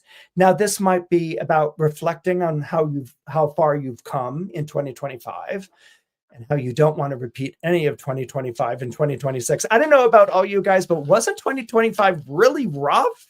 It was like, oh my God, I couldn't wait to get to the end. I mean, I usually this is a new year, I want to embrace or whatever, but 2025, oh my goodness, that was, oh boy, that was such a rough year. Okay, so it could be reflecting on how you survived 2025, um, and deciding if you want to continue with the road you've been on, or it could be about choosing to pull up roots and starting somewhere else for 2026. Or making changes in your life that are more proactive rather than, defending what it is that you have. So during this time of the new moon is when you'll be able to examine these things most organically. And that's a lovely word that I love to use with the moons. The moons are organic by nature. They rule over the things that grow at night, if you've ever planted a garden, whatever, you might, go and see your plants and they're looking a certain way at the end of the day. And then you go and see them in the morning and they're like open and they've grown. And, that's because the moon rules over growth at night or growth in the dark. And there's something about this new moon in winter that lends itself to peace, contemplation, and fortitude. The signs most affected are Cancer, Leo, Virgo, and Capricorn. On January 19th, Saturn forms a sextile to Uranus. Now, we kind of had a run up to this with that last Venus transit bundle that I was talking about, where, Venus sextiled the Saturn and then it trined the Uranus. Now Saturn and Uranus have moved into proximity to one another, where they form a sextile to one another. Saturn is in the zodiac sign of Pisces, and so it is in an approaching sextile to Uranus, which is ahead of Pisces. It's in Taurus, and that's where Uranus is in Taurus. Now, this is the last sextile that they are forming to one another in those zodiac signs. And it's the last sextile being formed in earth and water signs for a while. In 2026, we go, by the time we get to the end of June, we will be fully into fire and air energy. Okay. And so right now we still have Jupiter in Cancer, which is working its magic for people born under earth and water signs. But this is the last time that you have Saturn and Uranus forming a sextile to one another in the zodiac signs of Pisces and Taurus. So this is really about growth. How have things unfolded? What is the growth of things in your life right now? Is it organic? Are things being restored or growing back? Have they been, upset in a very dramatic way? But what's also taking place here is a lovely resolution, which really isn't the fullest word that I want. This is what I'm going to try to describe here to you. Saturn and Uranus are typically, they're the two ruling planets of Aquarius, and they are typically antithetical to one another. There's animus between the two of them. That's because Uranus rules over the future and Saturn rules over the past. Okay, and if you're born under Aquarius or have Aquarius rising or even Aquarius moon, you know about that pull to the future and pull to the past, and sometimes you can swing like a pendulum between the two. And so that can at times feel like a real split of loyalties or affinities for you. But Saturn, which is like, I want to get back to the golden age, to when things were good, and before modernism came in and ruined everything, that's Saturn's take on things. And Uranus is, I'm heading towards the future. I want to go to the future. The past is full of bloodshed and horrible things and people dying of diseases and such. And I want to head to the future, this utopian future where, people don't die of these diseases. Wars aren't fought anymore. And we're more future oriented. We're more utopian in our outlook of the world. It's the dream of a better world. And so the two of them pull at one another. Saturn always feels like the best things happened when the pyramids were built, and Uranus is like the best things happen when we get flying cars and AI and things doing this for us, and so they each hold a kernel of truth for the other, but typically they tend to pull in opposite directions. Not during a sextile. Okay, so during a sextile, what happens is that Saturn says, here's something of the past that you can use for the future. Maybe it's something like, here are, the ways that things used to be done, years ago, and now we're going to introduce it, in a more organic way of farming or of relating to people, or an old discipline that's now coming back into vogue, which is very holistic. Might be something like that. It might be a little bit more conscientious, like those who don't learn from history are doomed to repeat it. So Saturn is offering past as a resource, as a help, as a support for that Uranian push to the future. And Uranus is going to be less like, I have to divorce myself from the past, or, everything that came before is nothing. Now we have to, embrace nothing but futurism and things like that. That's the best thing. We have to leave behind our humanity and embrace something more techno, whatever. And this is where Uranus is reminded we're humans. And, there's we a society, a good society is a society where people are human with one another and benefiting one another. And we must learn from the lessons, or we must share or distribute resources. We must care for people.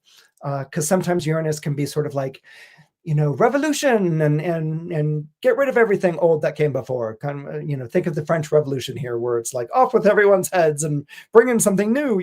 Well, you can't just bring in something new and expect it to grow. It has to have sustenance. It has to have sustainability. And that usually comes from the past, or what's already been put into motion. So this is less divorcing yourself from what's put into motion, or escaping tyranny of the past and seeing it more as a stream, as a flow, that the past flows into the future. And that's one of the best things that the future can have, is to build on that.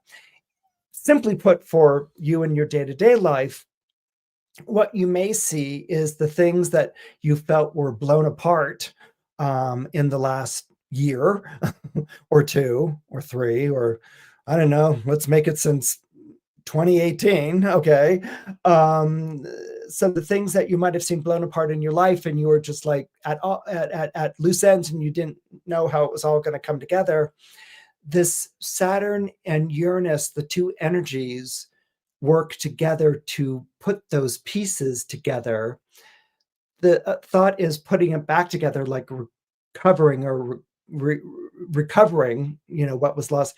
But it's more like the pieces come back together and they create something new that has its roots in the past, but is looking towards the future. So there's a very beautiful, because we're talking about earth and water here, there's a beautiful organic quality to this. This is when all the pieces of the puzzle come together and you can see how they all fit. It all makes sense. You can decipher what your life has been about, and so this is going to give a sense of really being at peace. Like, not only have I gone through the difficulties that I've gone through in 2018 and in 2020, 2021, like, honestly, it's been one thing after another. Not only have I gone through all those things and survived, but I'm actually thriving.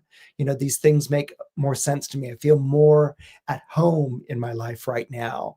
And I'm really looking forward to what the next thing it is. And that's a beauty of a Saturn and a Uranus sextile, a concluding sextile between those planets in the zodiac signs of Pisces and Taurus. The signs most affected for this will be Cancer, Virgo, Scorpio, Capricorn, Aquarius, and Pisces. That's the first time I've seen that. That is hysterical. Okay. I love that. We decided on this kind of like pop astrology look for 2026, and I love that for Aquarius. It's hysterical. It's killing me. Okay. So on January 20th, we will have a Mars transit bundle. Reminiscent of the Venus transit bundle we talked about before, but this time it will involve the zodiac sign. This time it will involve Mars, the planet of gumption and drive. On January 20th, And these two things take place on the same day. On January 20th, we have Mars forming a trine to Uranus, followed by Mars forming a sextile to Saturn. So bear in mind that Mars forming a trine to Uranus is an accelerant, and Mars forming a sextile to Saturn is how do we make something of this energy? Okay, so those are the two ideas to keep in mind. Mars forming a trine to Uranus on January 20th will really bring out about this idea that striving doesn't always result in arriving. Okay. And what I like about that is there's a difference between striving and arriving. Striving is, I got to get up this hill, or I have to like really, push myself to accomplish and to achieve, to win, to be the best, Marsy. So that's striving. I strived for perfection. I strive to get this done. It's you're exerting energy when you strive, right? And then arrive is when it's, you've arrived. You cross the finish line, and the ribbon, breaks over your chest as you fling it forward and you run, and everyone's like, huzzah, you're number one. You won the race. You've arrived, or you've arrived like you paid your dues. You worked these thankless jobs, took it on these dreadfully heavy obligations. You paid your dues, and now you've arrived. You've graduated. You've accomplished what you set out to do, and this is a wonderful moment of triumph. Okay, so Mars trine Uranus is really this striving exertion, and it's about the story of an exertion. It's a story of striving, and is it going to be arriving is the question. Now, let me climb down a sort of off the pedestal of like, wow, that's a really heavy thought, and let's make this more digestible to us in our day-to-day lives. There are plenty of times when each of us sets out to achieve a goal, and things just don't pan out the way that we expect. Okay, so this is Mars in Capricorn, and it's going to set up a goal, and it's going to go after it. Okay, but it's trining Uranus, the planet of revolution and change, a planet that often introduces something that's unpredictable. So there are plenty of times when we set out to achieve a goal and things just don't pan out the way that we expect. Perhaps we launched a business too early, or we waited too long to begin something, or support for what we wanted to do didn't come, or it came too late. And so this is something where you might be feeling like you strove to complete or achieve something, but you felt thwarted in it. Now, success in reality is part timing, part circumstances, and part drive. Mars, as I've said before, is the planet of gumption and drive.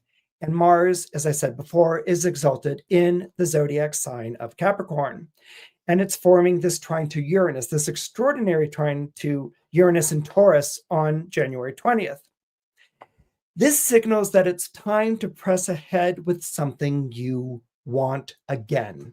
So let's say you launched too early. It's time to revisit that launch now again. Let's say you waited too long. It's time for you to act on something you waited too long. It's actually not too late. Or let's say support for what you wanted wasn't there. Well, now the support is. What the trine does is that it sort of brings these things into alignment where you can capitalize on them. Literally and figuratively. Mars in an earth sign isn't reckless like it is in a fire sign. And Mars in an earth sign isn't dependent on other people like Mars can be if it's in an air sign. And finally, Mars in an earth sign isn't going to be as quietly retaliatory as it can be when you have Mars in a water sign, okay? Withdrawing or withholding of the love, okay? So Mars in an earth sign tends to be organized, disciplined, and infinitely pragmatic. In other words, what you're pursuing right now, this is the time to pursue it. This is the time to strive, okay? And it may not produce results right away, but with Uranus here, that brings in a natural accelerant. And even though you might not produce results tomorrow or the day after this January 20th, the results that you're looking to produce will be sooner than you expect. So this is kind of a come back to a launch, to trying again, to acting, to calling upon support. Come back to this on January 20th because it's going to be there for you. And again, you might not feel like you get the results right away, but you will get them in time. Mars, the beauty of Mars in Capricorn is that you will accomplish things in time. And the best accomplishments are the things that take a lot of time to do. Now, on the same day, Mars forms a sextile to Saturn. And this is very important because Saturn in Pisces is directing the Mars in Capricorn energy. It's directing it because Pisces is ahead of Capricorn in zodiacal order, but it's also directing it because Saturn rules the Mars in Capricorn. So Mars wants to be more assertive and directional. And Saturn, with its sextile, is saying, I'm going to give you direction and directions, plural. Okay, Saturn in Pisces, I hope I said that. Saturn in Pisces is directional. It's ahead of the Mars in Capricorn. I'm going to give you direction and I'm going to give you directions that you can use. And so it's informing the Mars in Capricorn. So if Mars is taking on something again, it's like, okay, I'm taking this on again. And Saturn in Pisces is saying, actually, this is the right time that you're taking it on. This is very timely. You want to be taking this on right now. And here are the directions. This is what's changed since the last time you did it. This is what you were waiting to align. It's aligned now. And so this is the time to move forward. With the expectation of success, with the expectation of fulfillment, with the expectation of, in true Mars fashion, getting what you want. And this is associated with the Mars transit bundle taking place on January 20th. Now, the signs most affected here are going to be Aries, Scorpio, Capricorn, Aquarius, and Pisces.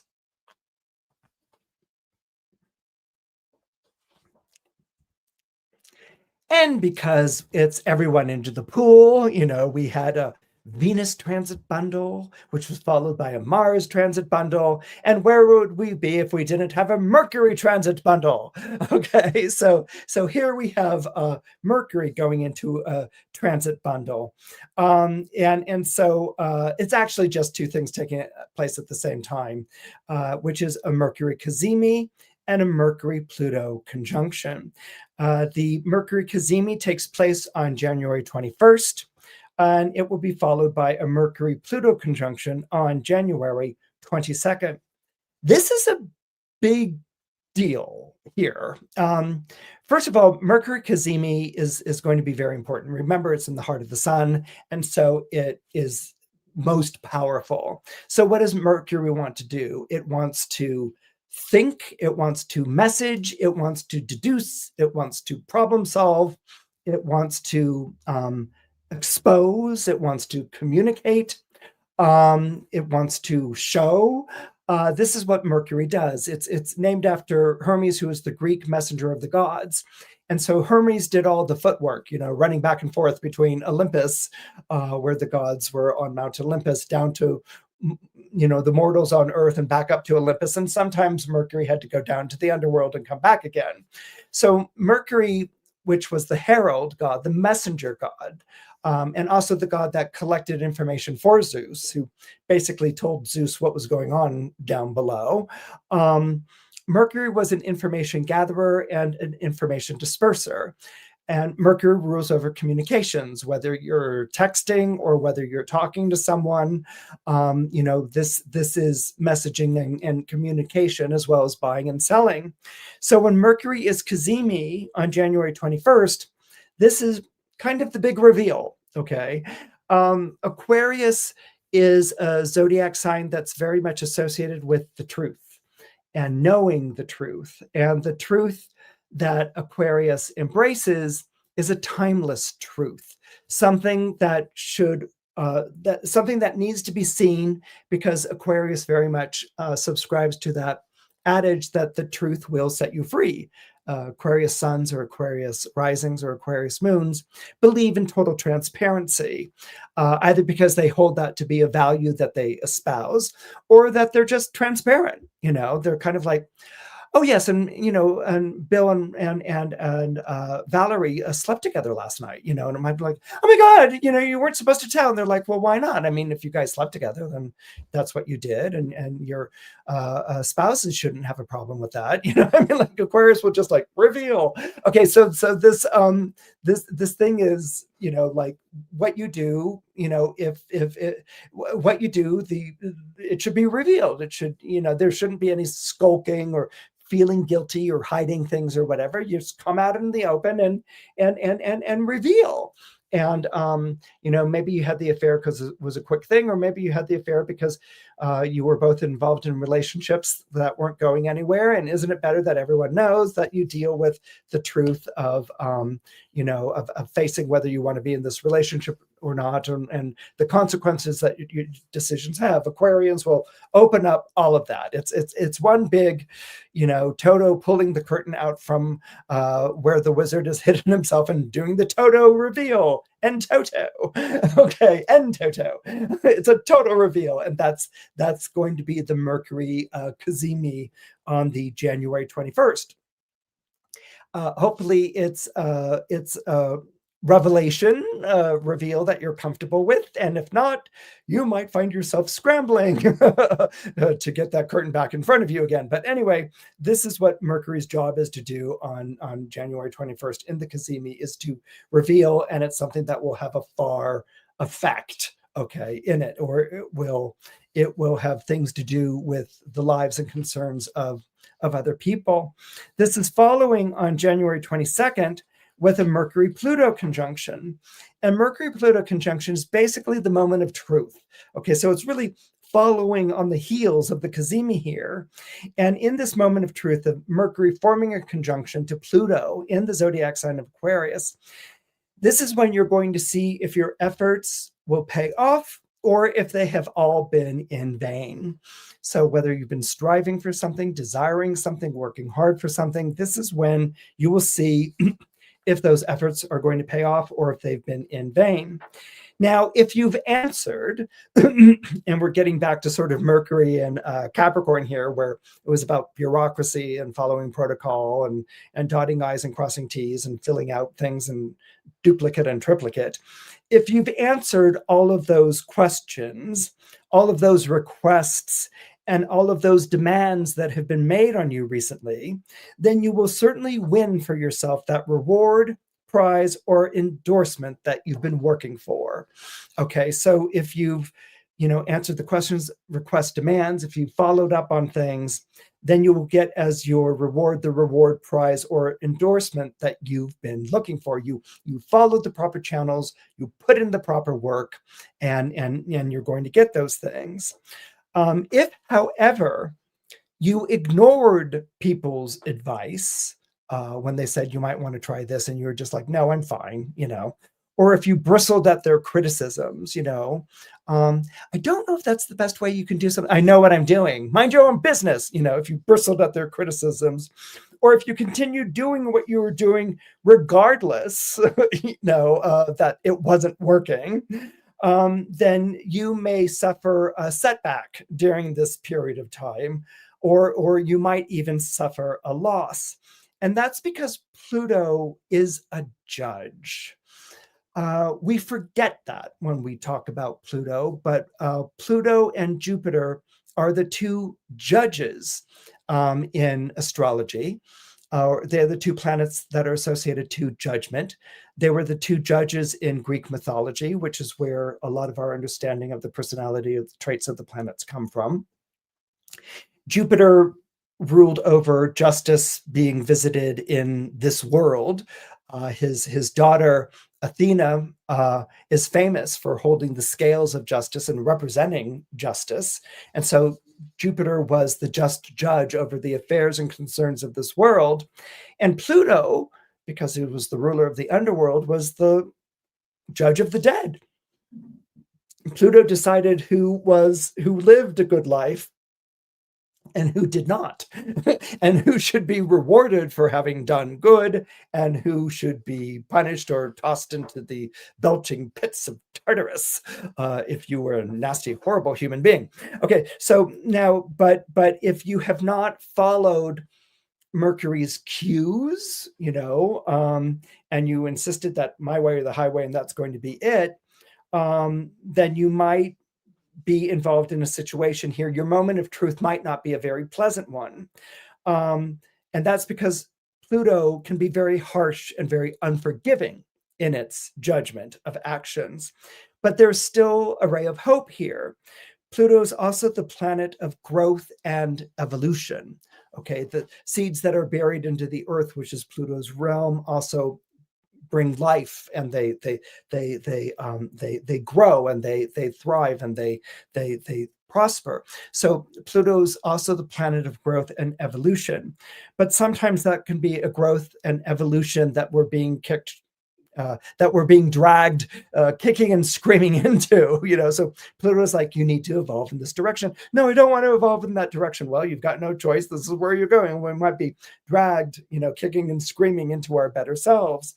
So even though, something may not pay off, or you might face a harsh truth with this Pluto Mercury conjunction, it will be a truth that, in the Aquarian promise of setting you free, sets you free.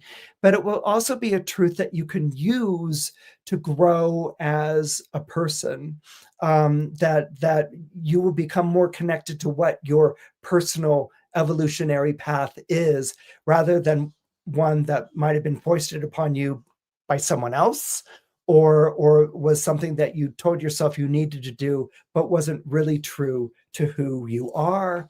And the signs that will be most affected by this will be Gemini, Leo, Virgo, Scorpio, and Aquarius.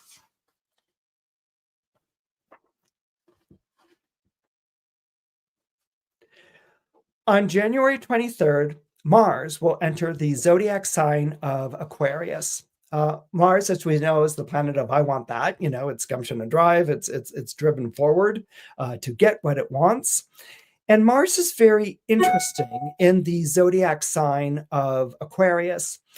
Aquarius, as I was talking to you before about, has two rulers, which is Saturn and Uranus. And Saturn is of the past, and Uranus is relentlessly of the future. And the two rarely meet, but they do during a sextile or a trine. But here, when we have Mars in Aquarius, we really have taking action, and it's taking right action or taking it right, taking right action or taking it at the right time. Now, Aquarius energy has a hard time relating to wanting something for only itself. Okay. Aquarius is an air sign, and it's the last of the three air signs. And Aquarius is more likely to be wanting something for the good of everyone. All right. Not just for me, but for the good of everyone. Aquarius is a zodiac sign that believes that, you serve the needs of the many, that the needs of the many trump the needs of the few. Okay. And that's what begets good or good social welfare, is doing what's right for everyone and not just for the needs of the few. And so Mars, which can be a planet which is very much about, I want that, Aquarius isn't going to have a very comfortable relationship to that. Okay. If you're born under Aquarius or Aquarius rising, Aquarius moon, the idea of Mars going through your zodiac sign might make you feel a bit more forceful than you're used to feeling, a bit more demanding, maybe even domineering. And if people are pointing that out, you might simply say, well, it's for your own good, or it's for the good of all of us. So a Mars in Aquarius has a tendency to be Saturnian in the sense of like, this might not be good, like tasty or yummy, but it's good for you, or this is for your own good. Okay, it's not to better yourself, it's for your own good. Like discipline is for your own good, or going through these difficulties make you more resourceful and inventive, and that's for your own good. It wasn't a good experience, but it made you a better person, or it built your character. So Mars in Aquarius can take on this type of equality. And it's about equality. It's about making sure that everyone benefits. But like air signs, it can be very rule oriented. It can be very law oriented.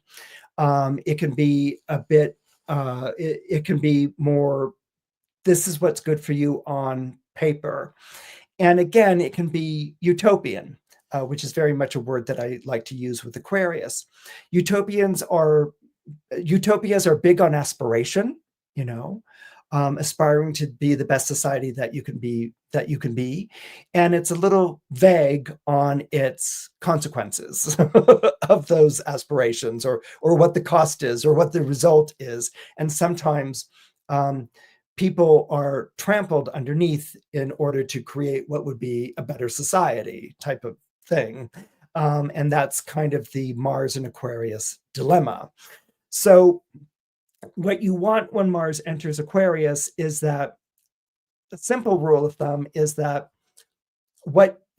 own what you want and see where that connects with other people, and align and join with them in that regard. But also be aware that you are prioritizing what you want over other people who may disagree with you, or maybe stand against you. And if you're truly serving that utopian vision, you're going to want to create something where everyone's voices are heard, or everyone's needs are going to be met. Now, can you meet everyone's needs all at the same time? No, but you can try to do what would be for the collective good. So Mars in Aquarius is going to ask you to not be on one team, but to see all of the teams. Okay, like for instance, why am I coming up with NFL football? Okay, NFL football. One team, that's because of that segment that I did with Celeste the other day. Okay, so one football team one football team competes with another football team, and they go at it. They smash and tackle and throw the ball and make touchdowns and do all these sorts of things. Okay, and so that could be one team and another. But in order for NFL to exist, you have to have all the teams playing. It can't just be these two teams. Okay, the game isn't exciting if it's just two teams. It's exciting, and it becomes a game and all sorts of things if you have all different teams playing and competing. And that's where you really see, the competition of who's going to be the best.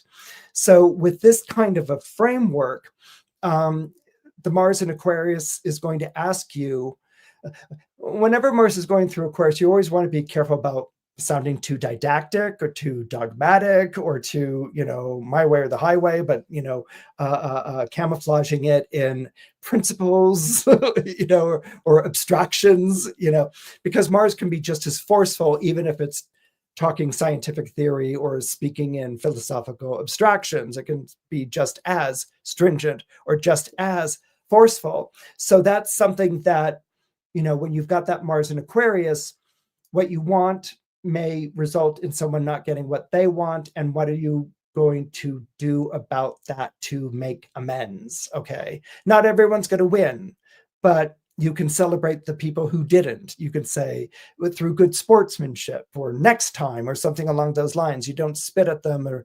make fun of them, or deride them, or mock them, or anything like that. What you do is that you say, okay, I won this time, but maybe next time you might. So this Mars in Aquarius is really about making society a better place for all of society. And being very suspicious to anything that's exclusionary or too hierarchical. Aquarius can be very utopian, but because of its Saturn nature, it can also be very hierarchical.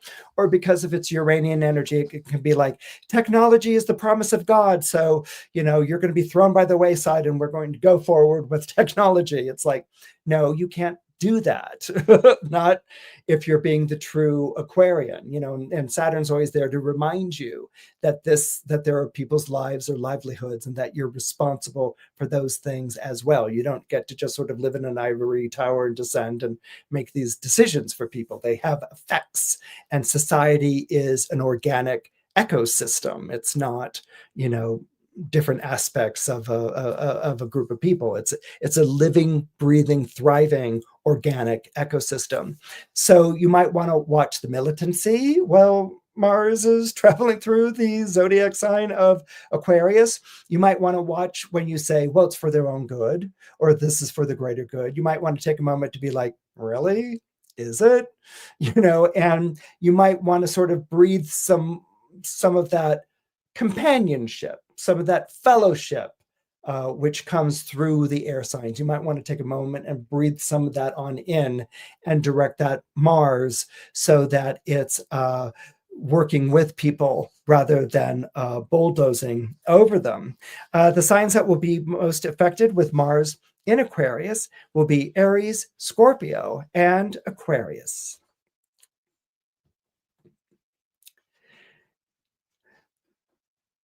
On January 26th, we will have a first quarter moon in the zodiac sign of Taurus. Now, a first quarter moon follows a new moon. We have the new moon in Capricorn. We talked about that, dark of the moon in the darkest season. And so we have the first quarter moon, which is a sliver of light taking place in Aquarius. And this is a period of time when the moon is waxing. It's gaining light. It's growing in its light towards its fullness. A waxing moon comes before the full moon when you can see the entire moon. So this first quarter moon is it's a gathering light type of moon. It's a growing moon, and it's certainly one that is very exciting and new, and is often regarded as it's a younger moon than, for instance, a last quarter moon or a balsamic moon. It's a young, fresh moon. And so with this first quarter moon in Taurus, which means that it will be forming a square to Mars and Pluto in Aquarius, you may feel like you're making a stand, and it's, and we're talking about a square, you're making a stand and it's standing against someone else's stand. It's not what a larger authority wants. They don't like that you're taking this stand. All right. And you may feel like you have to make this stand in a Taurian manner for the survival of your livelihood or welfare or your business or your place in society or your property or your territory. You have to take this stand because these are your personal concerns. And Taurus, being the first of the three earth signs, is very much about its personal territory, space, and personal concerns. Okay. And when it's forming a square to Aquarius, which has a tendency to be more like, well, they might be your personal concerns, but we have to look at Betty's personal concerns, or B's personal concerns, or Larry's personal concerns, or, Walter's personal concerns. You're not the only one who's going to be concerned here. Okay. So that's kind of like this square, and you might feel in this square that you've been sort of rendered anonymous, or that your personal concern doesn't matter, that you have to give way to everyone else's concern. Well, in a first quarter moon in Taurus, it's a signal from the stars that you would do better to stand your ground rather than yield it. Okay, so it's basically saying your personal concern matters. It matters to you, and because we're talking about you, that's what matters. And so you're not in the headspace, or you're not in the circumstances space where you can yield what you have or what you're defending for other people. You have to stand by it because this matters to you. Okay. People might be like, well, several people may lose their jobs with this new technology that's coming in.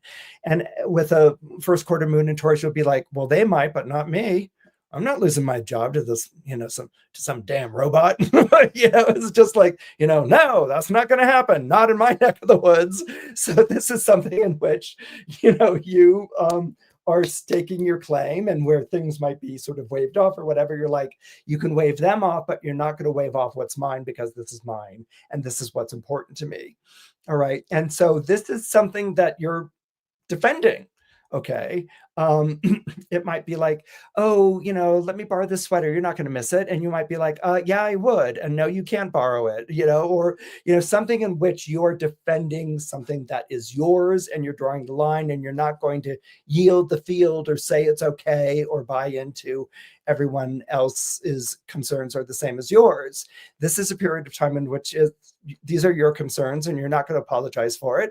And moreover, you're going to stand up for them. So that's going to be very much the energy of this first quarter moon in Taurus on January 26th.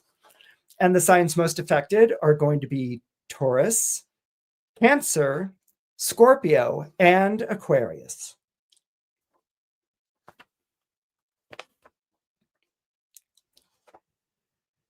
On January 26th of this month, Neptune re-enters the zodiac sign of Aries. Now, Neptune entered Aries last year in 2025, in March. I think it was, if I remember correctly, I think it's March 30th of 2025. And then it turned retrograde and it left Aries. It returned to Pisces, and now it's coming back into Aries again. And I've spoken a bit about Neptune and Aries, and we'll be hearing a lot about Neptune and Aries, because Neptune's going to be in Aries for 14 years, now probably about 13. So when Neptune re-enters the zodiac sign of Aries, the thing to keep in mind about a modern planet is that it's most powerful when it enters a sign, and most powerful when it leaves a sign. Okay. It's most powerful when it enters because we're getting used to it. It's a different energy. If Neptune in Pisces is more, meandering and adrift and picking up impressions, Neptune in Aries is going to be very pointed and very focused and very, Marsy. Okay. It's moving from a Neptunian Jupiter ruled sign Pisces into Mars ruled sign, which is Aries. Okay. And so what Neptune in Aries is going to do is that it's going to, I guess, glorify, for lack of a better word. I think glamorize is a better word than glorify, but it's going to glamorize those attributes of Aries. And the attributes of Aries are going to be things that we've already discussed when we've talked about the planet Mars. Okay, Mars is named after the god of war. So this is about championing things. This is about rising to the challenge of something. This is about fighting the good fight. When Neptune is in the zodiac sign of Aries, whatever your good fight might be. And it's going to be really being the triumph of the individual, over the masses. That's going to be the difference of fire and air there. And so Neptune in Aries may bring, it could bring more wars, or it could bring more fantasies of war. I mean, what happens with Neptune in Aries, and we've already kind of seen it a little bit, is this kind of like what I call male cosplay, where, men in power are, acting all, like, don't kick sand in my face. If you remember that Charles Atlas ad, like, I'm a rule unto myself and you don't want to mess with me. And, I'm going to, fight you or bomb you or, dominate you. And, because I'm masculine and I get my way, and it's not just, by the way, exclusive to men. It can be equally available for women. It's kind of, well, it's gender fluid, but what it is like my will, and my toughness and my, and if I don't like the rules and laws, remember Libra is opposite of Aries. If I don't like the rules or laws or what a judge, decides on, I can break it. I can decide not to follow it because I'm a rugged individual and I do as I please. And so this can become very much a Neptune thing because it becomes an hallucination. I mean, Neptune rules over hallucinations and it rules over visions. Okay. you can have a beautiful vision, like for instance, Martin Luther King Jr., when Martin Luther King Jr. said, I have a dream. I have a dream of the way that society can be, that we can be true to all men and women are created equal, and by leading civil rights and by doing it through nonviolence, which often meant enduring violence, which is a lot tougher, and refusing to fight back, which was an extraordinary request that was made of the civil rights movement, and is also what also made it very effective, and stronger than the people who were persecuting them, who were seen as actually weak and repulsive. Okay, so the Neptune can be that vision of I have a dream and I'm going to, lead into something that's better and that's beautiful, that all of us, every person, which is very fiery, is created equal. That line, by the way, all men are created equal, was penned by Thomas Jefferson, who was born under the zodiac sign of Aries. So it's all individuals are equal. They are all free to be themselves. Okay, and this can be a vision. Or you can have an hallucination, which is, might makes right, and I'm going to build up my muscles and get my six pack, and I'm going to go out there and take what I want and break the rules if I have to or whatever, because I'm being Marsy right now. Mars, like any planet, is a world. Okay, it's not a keyword. I mean, we use keywords to help generate thoughts and interpretation, imagination, but Mars isn't good or bad. It's a world. It's just like Earth isn't good or bad. It's a world. So Mars is a world of meaning that it includes in it, and so it can have a savage side and it can have a very heroic and self-sacrificing side. Okay, so we may hear lots of things. I heard lots of references even leading up to Neptune and Aries, like, I'm a spiritual warrior or a light warrior, or I'm, onward Christian soldiers, this kind of military militia, thing. And when you embrace that, if you're the light, then something has to be dark, and we all know where that leads. A clash and a fight and a struggle. So there can be a sort of crusades element to this Neptune entering Aries, and that might have been something you felt primarily in 2025. And you can have different types of crusades. Like you can have a moral crusade, a political crusade, just as easily as you can have an environmental or an anti-war crusade. And sometimes crusades are sanctified and sometimes they're spur of the moment. But what a crusade does is that it quickly takes on a life of its own. Like Neptune, it overflows its banks and it can overwhelm the very leaders who got that crusade started. A crusade can be more than a movement, but not quite an army. And crusaders will gather together under one banner and are driven by a single vision. Now, Neptune and Aries can create an atmosphere where you're caught up in the zeal and the appeal of a popular cause. And once you've enlisted, you will fight to the finish. Okay. And hopefully this can be embraced in something like a battle of ideals rather than a battle of fists, because the latter can get quite bloody and messy. But Mars, ruler of Aries, was named after the god of war. So what you always want to be careful of is an us versus them animosity streaming through this Neptune. And you want to be careful of that, but you also want to turn that into a consciousness raising moment for yourself. When that civil rights movement was originally organized out of the churches, the expectation was like, oh, they're going to fight, or something like that. And they weren't violent. The movement really held to the best of its ability. I mean, everyone's a human being, for God's sake, but to the best of its ability, it really embraced a non-violent approach. And certainly this idea of embracing a non-violent approach can be very much a Neptune in Aries. Mars isn't just about beating and fighting and domineering.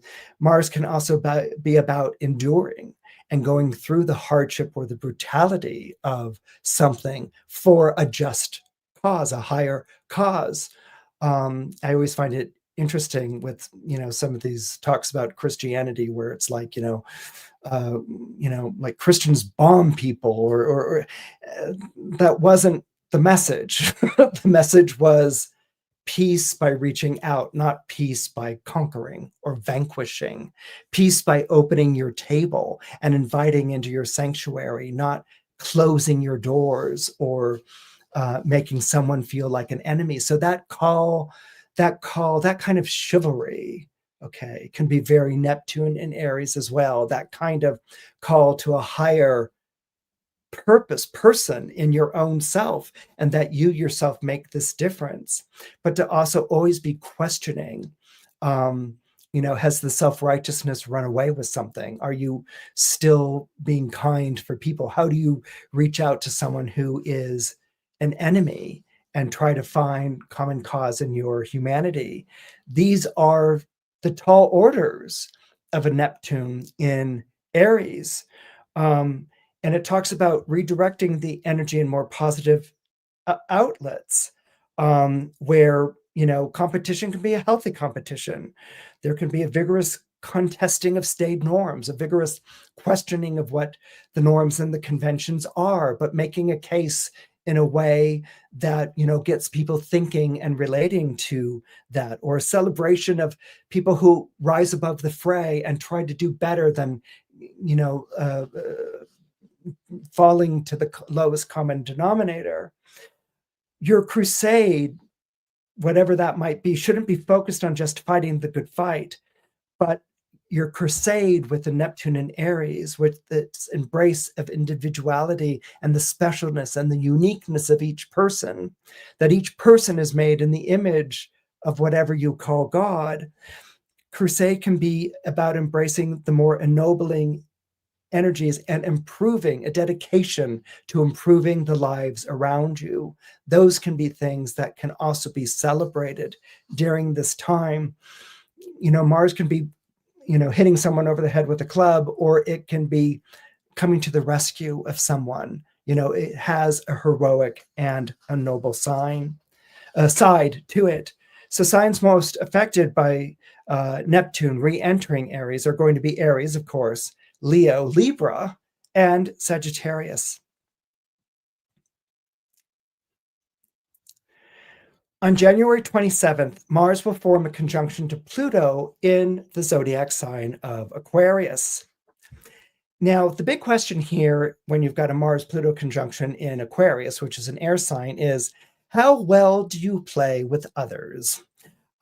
It's something that you'll want to be thinking about when ruling planet Mars conjoins Pluto in the zodiac sign of Aquarius, which is an air sign. Aquarius, as I've mentioned before, is all about putting the group's interests ahead of your own.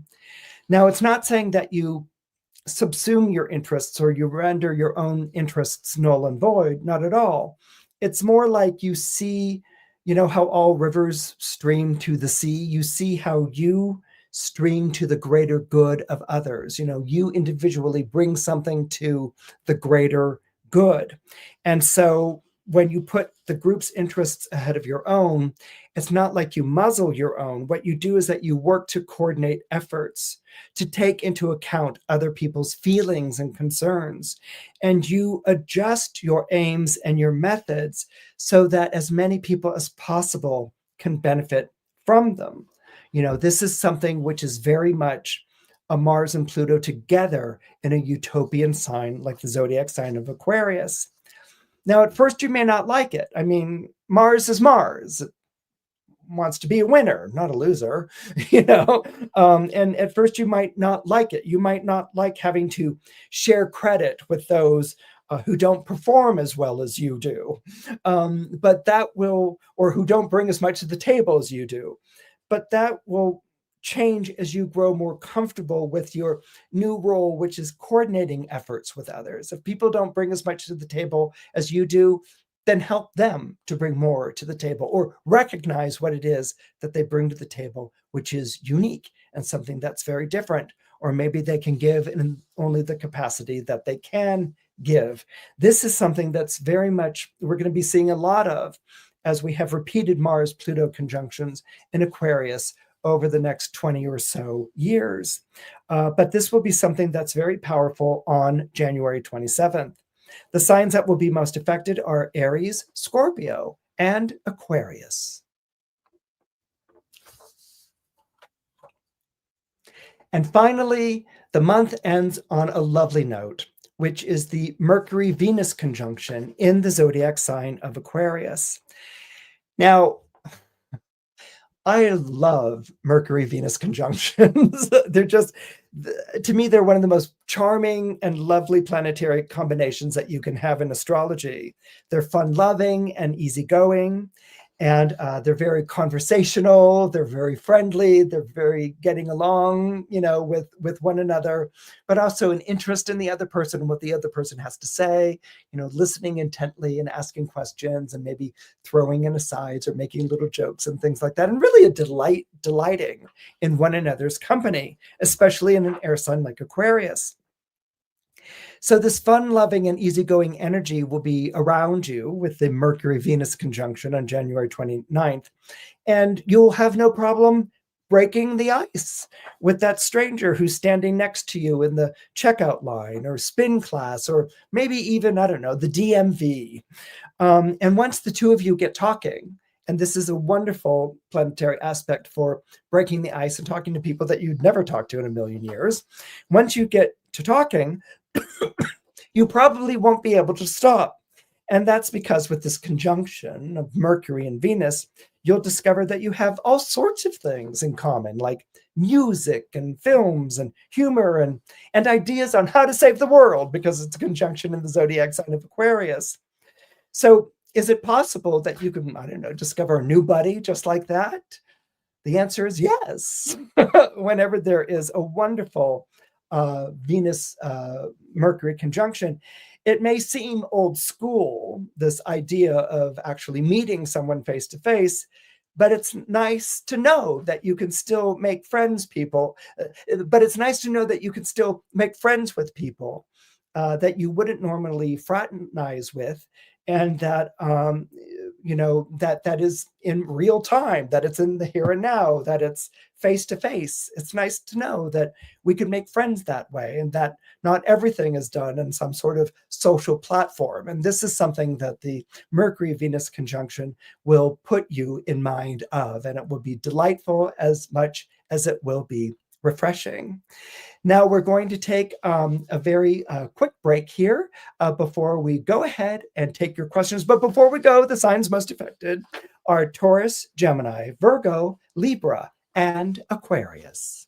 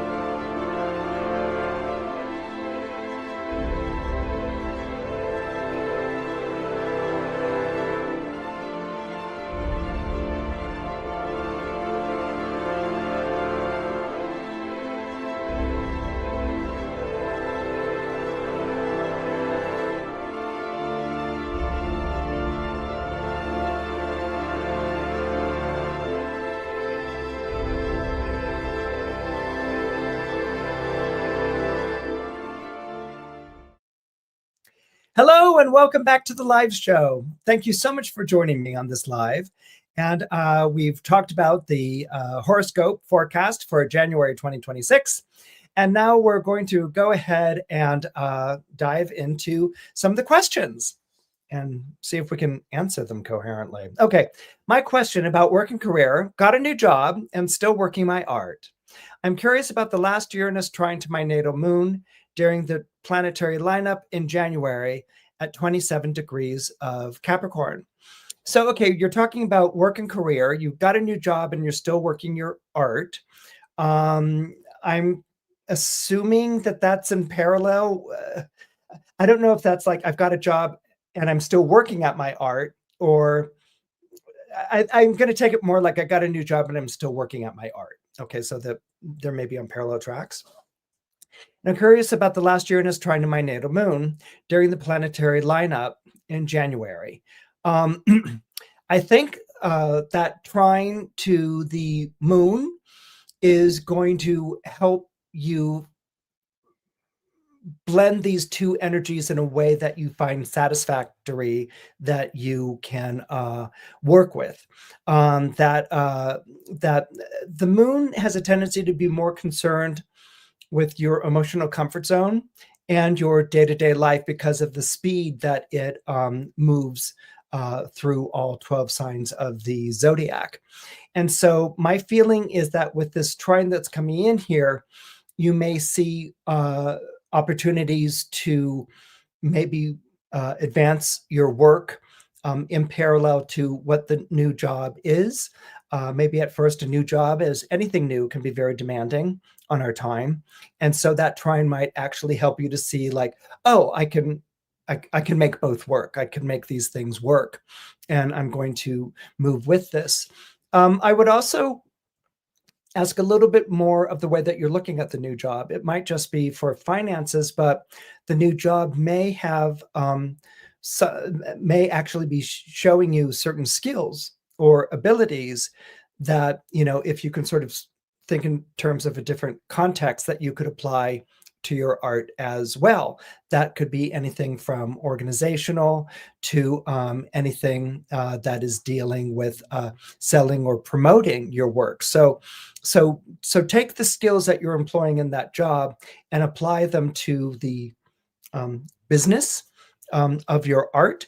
And you might find that at this period of time that it's very easy to marry the two. My daughter has an important test on January 10th. Am I worried about combust Venus and Mars? Will she have a tougher day due to this impact? She's a Virgo rising and Mercury and Libra moon. Nope. I don't see a tougher day with that impact. Actually, I see, I would imagine fortitude, very much so, and powering through.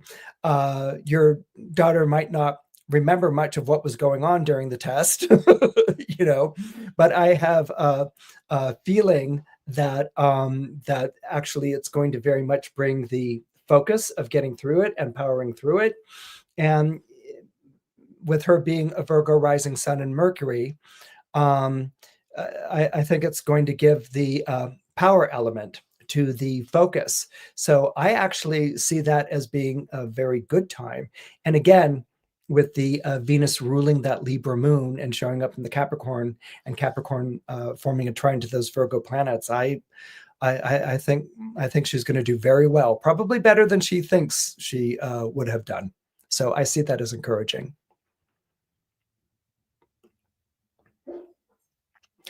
Is January a good month for a 63-year-old Taurus rising, Gemini sun, and Sagittarius moon to start her own business? Is it too much of a risk at my age?